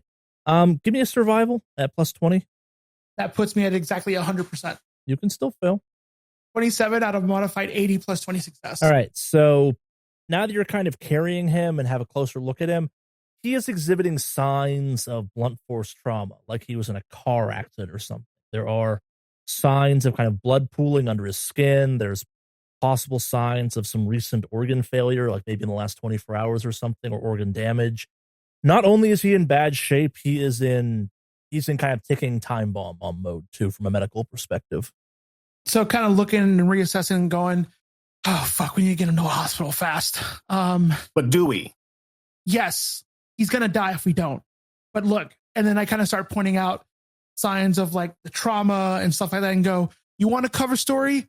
Is his car around here? Drive it into a fucking ditch. And we'll say he was in a car accident. We found him and we dropped him off. His car is in the driveway. Idea. And I go back in the house and I grab some alcohol bottles, the kinds of things. I empty out two of the bottles in the car. We need to put them in the car and we just need to set the car on fire. Our job is to make sure this vector does not spread and this vector is put away. Whether or not he lives or dies is entirely up to him. He's about to die. We have no other means of explanation. We cannot get ourselves incriminated with any kind of craziness. The car's already crashed. There's shit pooling underneath it. The house can be explained as some sort of crazy ass bender. There's nothing going to be left on his body that he can say, or he can do whatever the heck. So with that, then I put him down near the car and I go, then put him out of his misery. because keeping him alive right here at this point and not trying to help him is just cruel. So if we're going to do something and say we're getting rid of a vector, put him out of his misery right now. Otherwise, I'm taking him to the hospital. As almost if on cue, he kind of like starts trying to raise his uninjured hand. I can see you. Can you see me? His car smells like alcohol. Leave him next to the car. We call 911. They come to get him. Fine. Make it quick. I'll make the call right now. All right. Walter, you're almost there. Make sure you're no longer bleeding. Whatever. Hold on. Just hold on tight. Help is coming. Coughs up some blood. Why couldn't they see me? Why can you see me? Everything's going to be okay. And I see myself again. Everything's going to be okay. You just need to sit here and wait for help, okay? As I help him into the bed of the car. I called so many people. Emails. Did you see my emails? Yes, we saw your emails. That's how we came here to help. Now, sit down, hush up, and just hold on. Look at this. It'll help. I hand him a bottle, and I start walking back to a car. Yeah, so bottle of alcohol, I assume? Yes. Yeah, so he takes a very shaky sip of it and just starts coughing up phlegm and blood and kind of falls over onto his side and starts convulsing ever so slightly. He kind of goes back to sobbing and wheezing a little bit. Well, that's better than dead. All right. Make the call. I start calling 911 to report a driver who's been injured in the car and whatnot. All right, so you place the call. What do you do next? I get into our vehicle so we can get out of there. I've been waiting in the vehicle. Fair enough. I am also in the vehicle. All right. So you have a little lockbox with a severed human finger in it and a ring, hypothetically. What are you doing now? Who wants to make the call? We're also getting the green box. Wait, you said hypothetically. I thought I picked up the finger with the ring on, correct? Yeah, you did. Okay, so it's in the box. Hypothetically. Hypothetically. Schrodinger's finger. Well, I'm not opening it. God damn it. Listen, if anyone's going to open it, it's not going to be me. I'm the reason we succeeded. And I'm driving, so I'm not opening shit. Your bravery got us back in there, but it was me that helped us get to the end. I took the finger, I put it inside the box. I closed the box, and the box has been with me this entire time. Just give it a shake. That is a good idea. And I give it a shake. You hear the sound of something rock-like hanging around inside the box. Okay, I'm going to go ahead and say that's inside. We're taping this up. We're putting this in a green box. We're done. I agree. Does anyone have a first aid kit? I am bleeding out of my stomach. Don't have anything with me here, but we should probably make a stop somewhere nearby. All right. I'm tucking the box underneath my arm, and I'm just going to apply pressure to my self-inflicted stab wound, and I'm just going to hold on. Can someone make the call? My hands are kind of full. Sure. I will call our handler. Yes, the phone rings 3 times, and then this is Edict. We've discovered the root of the problem. We need a green box to drop it off. Situation handled. I would say so. Excellent. Gonna give you an address. Not a green box, but a little drop spot we use for locations out here. Everyone's still standing with all their fingers still and whatnot. Not everyone, but we're all alive. Well, that's the mark of a successful operation, I've been told. Yes, sure. Do you have a backroom doctor we could see? You can hear a sucking of teeth.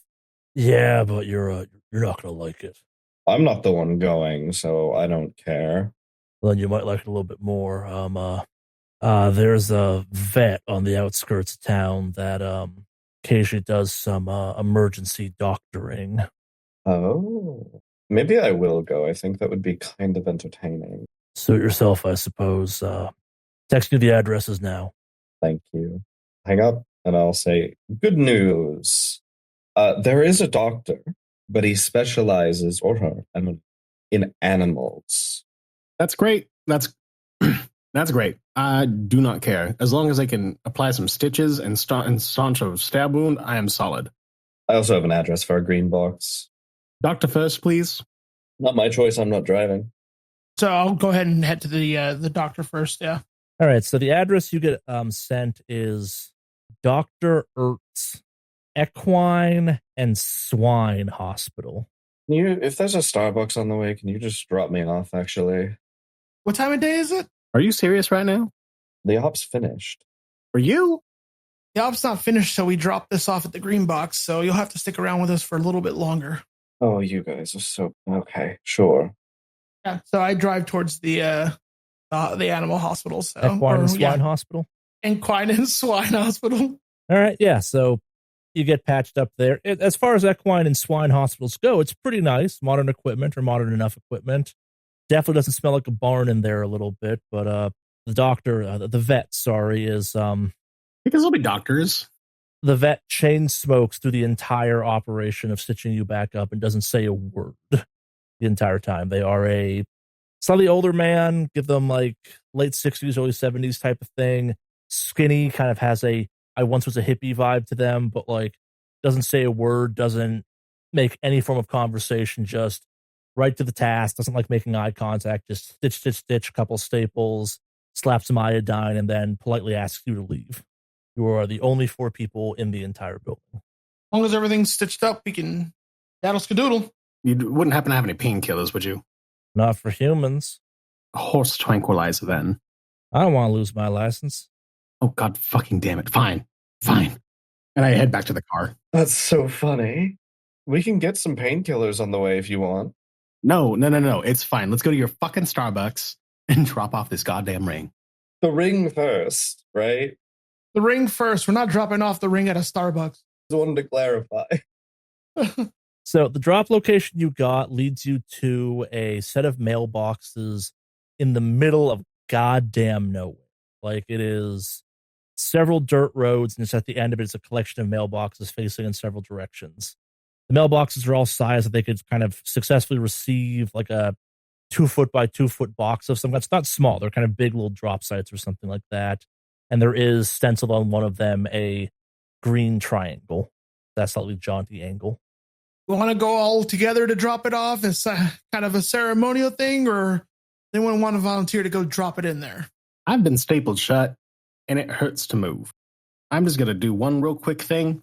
I grab a marker, and I just, on the box, just write, human finger, do not open, and hand it to Sand. Could you be a darling and drop this off? Sure. I accept the box, and I walk towards the little drop site, and give it a shake. Give it a shake real quick. Just make sure that shit's in there. I will give it a shake. Yeah, it makes a stone rattling around inside of a box sound.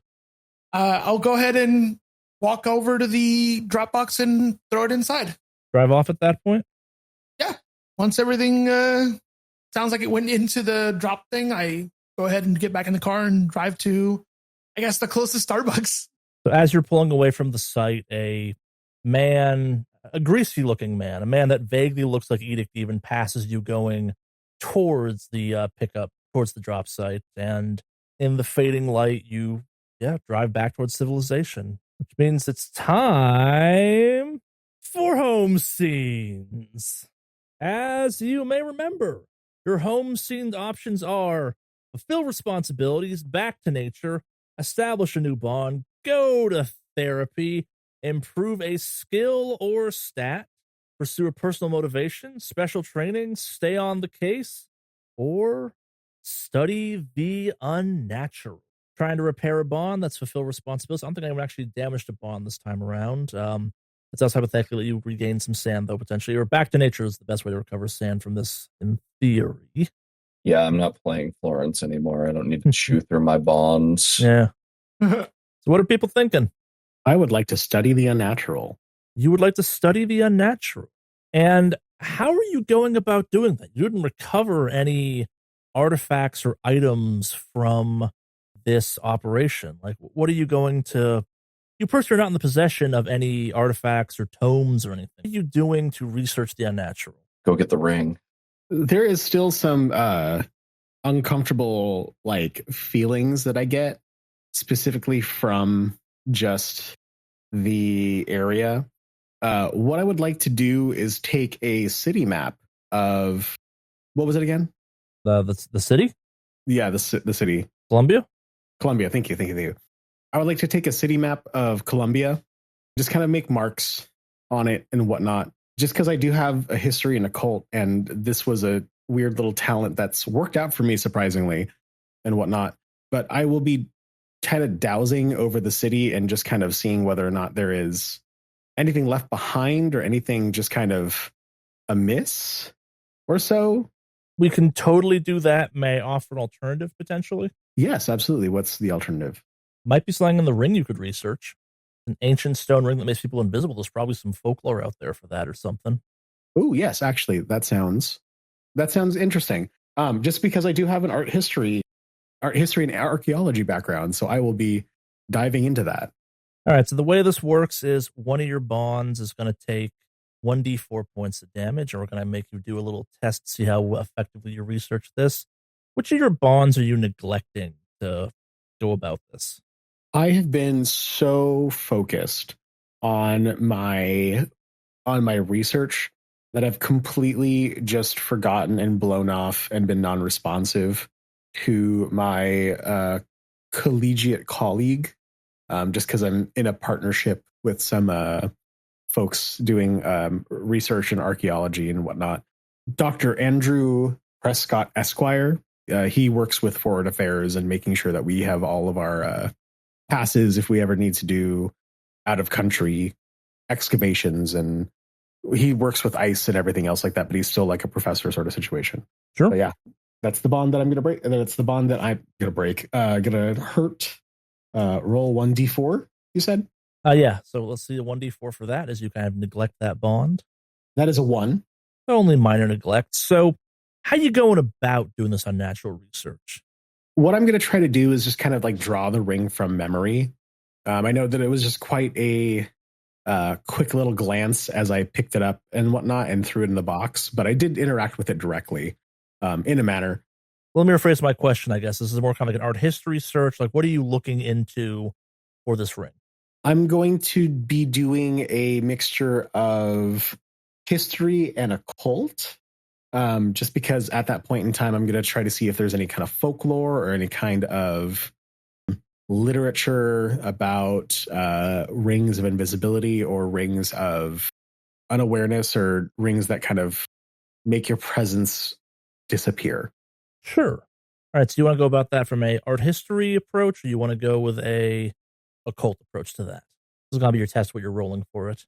This is the test that I'm rolling for it? Yeah, to see how successfully you do this. My history as well as my cult is both at 70. All right. So, yeah. Let's do history. That is a 1 critical.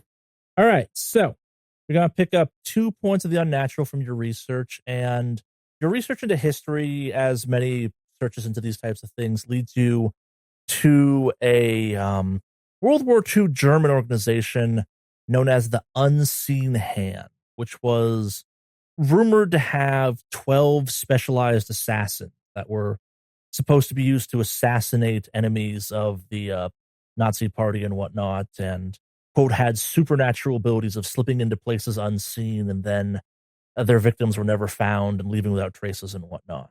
There's not a ton to go off of, but like there are several mentions that like all of the assassins, you can identify them by a nondescript, but kind of also like very unique looking black stone, like pitted ring of sorts, which does line up with the ring you recovered. It means there are hypothetically 11 more or more of these rings out there. I'm going to collect the information that I have, and I am going to contact Edict and ask for a location for an information drop, because this is pertinent to the operation that we just had. Yeah. And this might signal the fact that this operation is still ongoing. Yeah, you got that set up and you exchange the information and you get a message back through kind of secure channels going, keep an eye out for these rings, et cetera, et cetera. We'll add up to the list of known items that we're keeping an eye out for. Who's next? I am worried about my willpower because it dropped to 2, but that recovers after like rest and all that, right? Yeah, you're fine at this point. Okay. So, I mean, I think a bond would probably be the best play. Sure. All right, so establishing a new bond. I need to see a charisma. 93 out of a 25 failure. So how are you attempting to go about forging a new bond? Did you go to a bar? Did you go to some like social club you're used to going to? Like, What'd you do? Yeah, I would say I went to a bar and maybe just try to like awkwardly try to talk to people, like said hello maybe to someone I was drinking next to. Again, like my character is not very charismatic. In fact, it's the worst thing they're at when it comes to their kind of their stats. So I guess I just happened to be at a bar watching, I don't know, Houston Texans game and tried to make conversation and make a friend that way, but I was just kind of awkward about it. Yeah, so which of your bonds, as you're kind of sitting there being awkward, not being able to make conversation, which of your bonds do you see kind of at the same bar at you and they kind of like gesture at you like, oh, hey, that's a person I know, and you just completely blow them off by accident? Arthur's one of my coworkers. So my two bonds are both coworkers that I work with. One of them is Arthur. And the other one is, was it Lena? Yeah. So, but they're both coworkers. So they're both in my line of work. All right, so your bond with Arthur takes 1 point of damage. So, yeah, so it went from a 5 to a 4. Or sorry, yeah, 5 minus 1 to a 4. All right. Yeah, that fun, awkward moment of someone seeing you and then the next day being like, hey, I tried to get your attention. Why didn't you say hi or something? Last but not least, Agent Sievert. What do you get up to? Yes, that's a great question. I'm sort of torn on that. I think that I'm going to do some training. All right. Special training or improve a skill or stat? I'm thinking about special training. I'm just trying to think about what kind of special training I could grab that would be fun. What is this character? Because special trainings are based off of your statistics, right? When you roll them. Yeah, the examples of special training are parachuting, skiing, scuba diving, spacesuit operation, exotic hand weapons, exotic melee weapons, hand grenades, deep knowledge of a subculture, etc., etc. Lockpicking. Picking would be fun, but I'm terrible at dex. You know what? I'll just keep it simple, and I will. What's my sanity? I mean, it also could be like inside knowledge of a conspiracy or something along those lines. Yeah, this character isn't super dedicated to deltagreen. I mean, they are, but they don't want to be more valuable to be sent on like more dangerous ops. So I think I'm going to just go to therapy. All right. And I mean, I talk about things like dreams, you know, like weird dreams about not being able to be seen by people and whatnot. And like, you know, that driving me crazy. But I'm not being honest. All righty. So which bond are you damaging to go to therapy first is the real question. I'm going to damage my bond with my aunt. And I think that probably what it is my family had a vacation planned, and I had to take off the time instead for the deltagreen op. And I forgot to tell them that we needed to switch days or weekends rather. And I just end up not showing up to a place that's like 4 or 5 hours away. And my aunt was the one who planned it and everything. So she's kind of taking it personally. All right. Makes a lot of sense. So what do you need from me? All right. So let's get a luck roll out of you to see kind of how, I guess, basically kind of how engaged and supportive your therapist is. 70% out of 50% fail. You gain 1 point of sand damage because you didn't succeed, and kind of your therapist is pulling the old, like, yes, people have strange dreams. Let's talk about something important. I don't care that you... What do you say exactly, out of curiosity? The last few weeks I've been having strange dreams that have been making it difficult to sleep. And then sometimes I feel like I wake up. But when I wake up, I go to speak with people. I go to work and whatnot, and no one sees me. Very normal to feel invisible. Everyone feels that from time to time. Well, I don't feel invisible. I'm just dreaming that I feel invisible, I guess. Yes, I know. And dreams are often a reflection of how one feels in their day-to-day life. Have you thought about working on being more assertive so people are more aware of your presence? I'm pretty sure if I do that, I will get fired. I'm already a problem. Well, this is something we can talk about next week, I suppose. Okay.